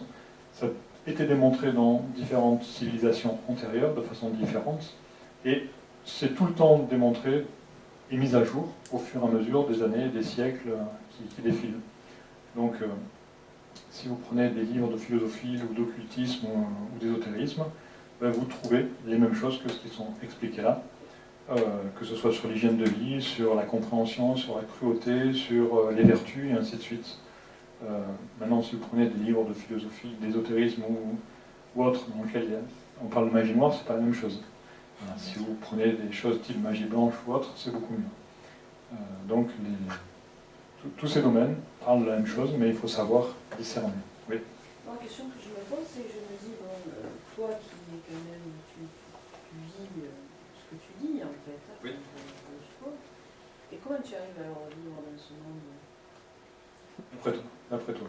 Et je ne sais pas justement, parce que quand tu atteins une certaine philosophie, Parce que j'ai encore des défauts, comme tout le monde, Oui. ce que je dois travailler, mais de la même façon que, si vous voulez, moi si... j'aurais peur d'être déconnecté Non, parce que de je la suis, vie, parce que je suis et cartésien et intuitif, donc je suis les deux à la fois. Je ne suis pas ni cartésien ni les pieds, la tête dans les airs, je suis les deux. Ça, je suis Et en- en conscience. Voilà. Et en même temps, j'ai commencé quand j'étais au berceau, d'accord, tout seul. Donc j'ai beaucoup de facilité. Donc, comme je dirais différemment, j'ai pas de Mérite. j'ai pas, voilà, pas de mérite, j'ai pas à m'en vanter. Mais si je fais un autre parallèle, c'est est-ce que si tu es étudiant et que tu as une matière qui te plaît, à l'époque quand j'étais enfant, je voulais être géologue, parce que dans l'université où j'étais, on travaillait sur les livres du prof. Il n'existait pas de livre à part les siens. Donc comme je voyais qu'on travaillait sur ce livre à lui, c'était un géologue, un géotechnicien, et je voulais être comme lui, inventer les choses. Mais quand un étudiant veut être prof, une fois qu'il a fait ses années d'études de prof, est-ce qu'une fois qu'il a fait ça, il va faire autre chose que prof? Une fois qu'il s'est retiré dans sa chambre d'étudiant pendant des années pour réviser, après il retourne dans l'arène pour enseigner. Donc ça voudrait dire que le prof ne devrait pas aller enseigner. Non? C'est une transmission en fait. Eh oui. Je pense après ils ont une envie de En fait, transmettre. plus tu reçois, plus tu donnes. Si tu comprends toutes les philosophies, et plus tu donnes, et plus on te donne. Plus tu reçois. Donc, quoi qu'il en soit, dans ton parcours, aujourd'hui, tu disais bébé, enfant, ado, adulte, tout ça, si tu ne l'as pas atteint déjà, tu es plus vers la sagesse. on est tous comme ça, à des degrés différents et à des créations différentes. Moi, ce qui me plaît, c'est ce domaine-là, mais chacun a un domaine d'expression différente. Il y en a un autre, ça sera la peinture, il y en a un autre, ça sera la technologie, il y en a un autre, ça sera la terre, il y en a un autre, ça sera les arbres, les animaux. Mais quel que soit le domaine d'interaction, il y a des gens qui en connaissent 1000 fois plus que moi dans les étoiles ou dans d'autres domaines, et qui ont la même philosophie et autres. Il faut simplement regarder que toutes ces matières différentes expriment la même chose d'une façon différente. Il faut arriver à voir que c'est les mêmes mécanismes partout. Tu penses qu'il faut séparer la philo du savoir? Non, non. Il faut garder les belles choses de chaque univers. On fait tous partie d'un grand pulse et on a une place à nous. Et ce pulse, il n'est pas fixe, il est mouvant, il grandit. Donc on a une place grandissante à chaque endroit. Donc il ne faut pas jouer dans ce qu'on nous a appris quand on est enfant. On regarde la maison du voisin, la femme du voisin, l'entreprise du voisin et la voiture du voisin. Il faut qu'on regarde notre créativité à nous, mais pas celle des autres. Si on regarde celle des autres, on n'a pas tous eu cette éducation. on est d'accord. Moi non plus, je n'ai pas eu celle-là. Mais comme j'ai d'autres facultés, j'ai pu discerner, fais ce que je te dis, pas ce que je fais, etc. J'ai pu... Et puis un jour, je me suis dit, puisqu'on me dit que ça mène à ça, ça mène à ça, ça mène à ça, ça mène à ça, pourquoi ne pas vivre l'opposé? Voilà. Puisque si tu manges ça, il va t'arriver ça. Si tu fumes ça, il va t'arriver ça. Si tu dis ça, il va t'arriver ça. Donc quand on m'a fait la liste, quand j'ai fait la synthèse de la liste de tout ce qui mène à la maladie ou à la mort, pourquoi pas faire l'opposé? C'est intéressant. Donc je me suis amusé à faire l'opposé. J'ai entendu une émission sur le cerveau une fois, sur le cerveau gauche notamment. Je ne crois pas me tromper. Ça veut dire qu'il y a des gens qui devraient fonctionner plutôt avec le droit, parce que c'est le côté Cartésien, logique, mathématique. Et en fait, ils fonctionnent exclusivement avec le gauche. Ça veut dire que ce qui arrive dans le cerveau gauche doit être normalement plus ou moins archivé dans le droit, etc. Mais l'interconnexion entre le gauche et le droit ne se fait pas, tant et si bien qu'ils fonctionnent majoritairement avec le gauche, et ça les épuise au plus haut point, quoi. Est-ce que j'ai bien compris? Oui et non. Oui, ça les épuise. Pourquoi? Parce que dans le corps humain, comme on l'a vu déjà plein de fois, on a une partie... Parce qu'en fait, ils n'arrivent pas à évacuer, quoi. Tu vois, Alors, il faut toujours prendre les phrases positivement. Donc, on a une partie intuitive et une partie intellect. C'est-à-dire que la partie haute est assimilée à la partie intellect, la raison, et la partie basse est beaucoup plus assimilée à l'intuition. C'est-à-dire, en gros, le fort est le faible, pour aller vite. Le fort, c'est ici. Et le faible, c'est ici. Donc le sexe faible et le sexe fort. Pourquoi? Parce qu'au judo, c'est le fort qui est dessus et le faible qui est en dessous. Donc, le cerveau droit et le cerveau gauche. Donc, le cerveau gauche est plus la partie cartésienne, donc plus la partie masculine, et le cerveau droit est plus la partie émotionnelle, la partie donc intuitive, donc féminine. Et tout être humain, homme et femme, a 50% de masculin et 50% de féminin. Cerveau Donc, gauche, c'est là? cerveau gauche, pour moi, donne Ah oui. le côté du cartésien, et le cerveau droit donne le côté du cœur. J'ai inversé, c'est ça? J'ai dit l'opposé. Et les ambidestres. Et cerveau gauche, c'est le cartésien, et cerveau droit, Non, c'est c'est Alors, émotionnel, le en fait. côté droit, c'est C'est inversé. on croit au cœur, d'accord, c'est pour la majorité des gens, mais il y en a qui ne fonctionnent pas comme ça. côté. C'est pour la majorité des gens, le cœur, puisque ça fonctionne en croix, et le cerveau droit, gauche, ce que je vois à l'envers, c'est mon côté droit, donc mon côté actif, mon côté masculin, cartésien, logique, spirituel et autres. Donc, pour répondre à sa question, quand on dit que le cerveau, en fait, c'est plus leur cerveau droit qui est intuitif. Donc, si on dit que les gens s'épuisent à l'intuition, c'est parce qu'ils n'ont pas l'habitude de le faire. Si on dit que les gens s'épuisent au niveau du cerveau gauche, donc cartésien, c'est que ils vont trop dans un zoom cartésien, mathématique, logique, au lieu de s'extraire et prendre du recul et voir la vie d'ensemble. C'est-à-dire, en gros, ils s'amusent trop à disséquer les grenouilles, comme on a appris à l'école, au lieu de la reconstruire, la faire vivre. Donc, quand tu t'épuises à disséquer, c'est bien, mais il faut que tu vois l'ensemble. Il ne faut pas que tu vois que la moitié de la vie. Donc, tu dois zoomer, puis après, tu dois prendre du recul. Voilà, dans les deux sens. Donc, la personne s'épuise aussi, elle va que dans un sens et elle ne prend pas du recul pour voir la globalité de la vie. On peut sortir de cet enfermement? Oui, si, si. On l'avait vu auparavant avec d'autres éléments qui font que cet enfermement est souvent dû donc à quelque chose qui dit que on est dans la vie dans ses hauts et ses bas d'éléments. Donc on a la voie sèche, celle-ci, et puis la voie humide qui est l'autre. Donc les enfermements, c'est que je passe d'un extrême à l'autre, et au lieu d'être là-dedans, il vaut mieux être sur cette voie. Donc on avait souvent vu jusqu'à présent comment passer de cette voie à celle-là, justement, en évitant la surconsommation et autres. On pourra y revenir sur une prochaine conférence, parce que là, il y en a certains qui ont prévu de partir dans 21 heures. Je ne sais pas s'il y avait un lien. Enfin, tu me fais une révision, quoi. Voilà. Tout ce qu'on a vu jusqu'à présent dans toutes les conférences, tout parle de la même chose. Elles ont toutes un lien et elles se démontrent toutes de la même façon. Maintenant, qu'on soit mécanicien, qu'on soit herboriste, qu'on soit médecin, qu'on soit astronaute, on fait la même chose d'une façon différente. D'accord ? La seule différence, c'est qu'on doit le faire pour l'humanité et pas pour détruire l'humanité. Donc on ne doit pas le faire en écrasant les autres, ni en s'élevant en écrasant les autres, on doit le faire pour que tout le monde s'élève. C'est la seule différence. Eh bien, c'est beaucoup de sagesse. Merci pour votre présence ce soir, pour votre participation, pour vos questions. Si vous voulez certains liens de vidéo, je pourrais vous les envoyer. Donc oui, laissez votre mail. Les légumes. Laissez votre mail à Evelyne. Tu n'as pas répondu à ce que je t'ai demandé. J'ai pas entendu. Alors pour moi, pour les ambidestres, il n'y a pas de... Pas le côté gauche, pas le côté... Non, c'est pareil pour le reste, c'est-à-dire que c'est quelque chose, une photo prise à un instant donné, qui aide aujourd'hui la science à comprendre les choses, mais après, il n'y a pas ce déblocage. Les sages se servent du droit comme du gauche, du haut comme du bas. Voilà. Donc il vaut mieux pour moi être ambidestre que d'être soit droitier, soit gaucher. On a plus d'ouverture, plus de facilité.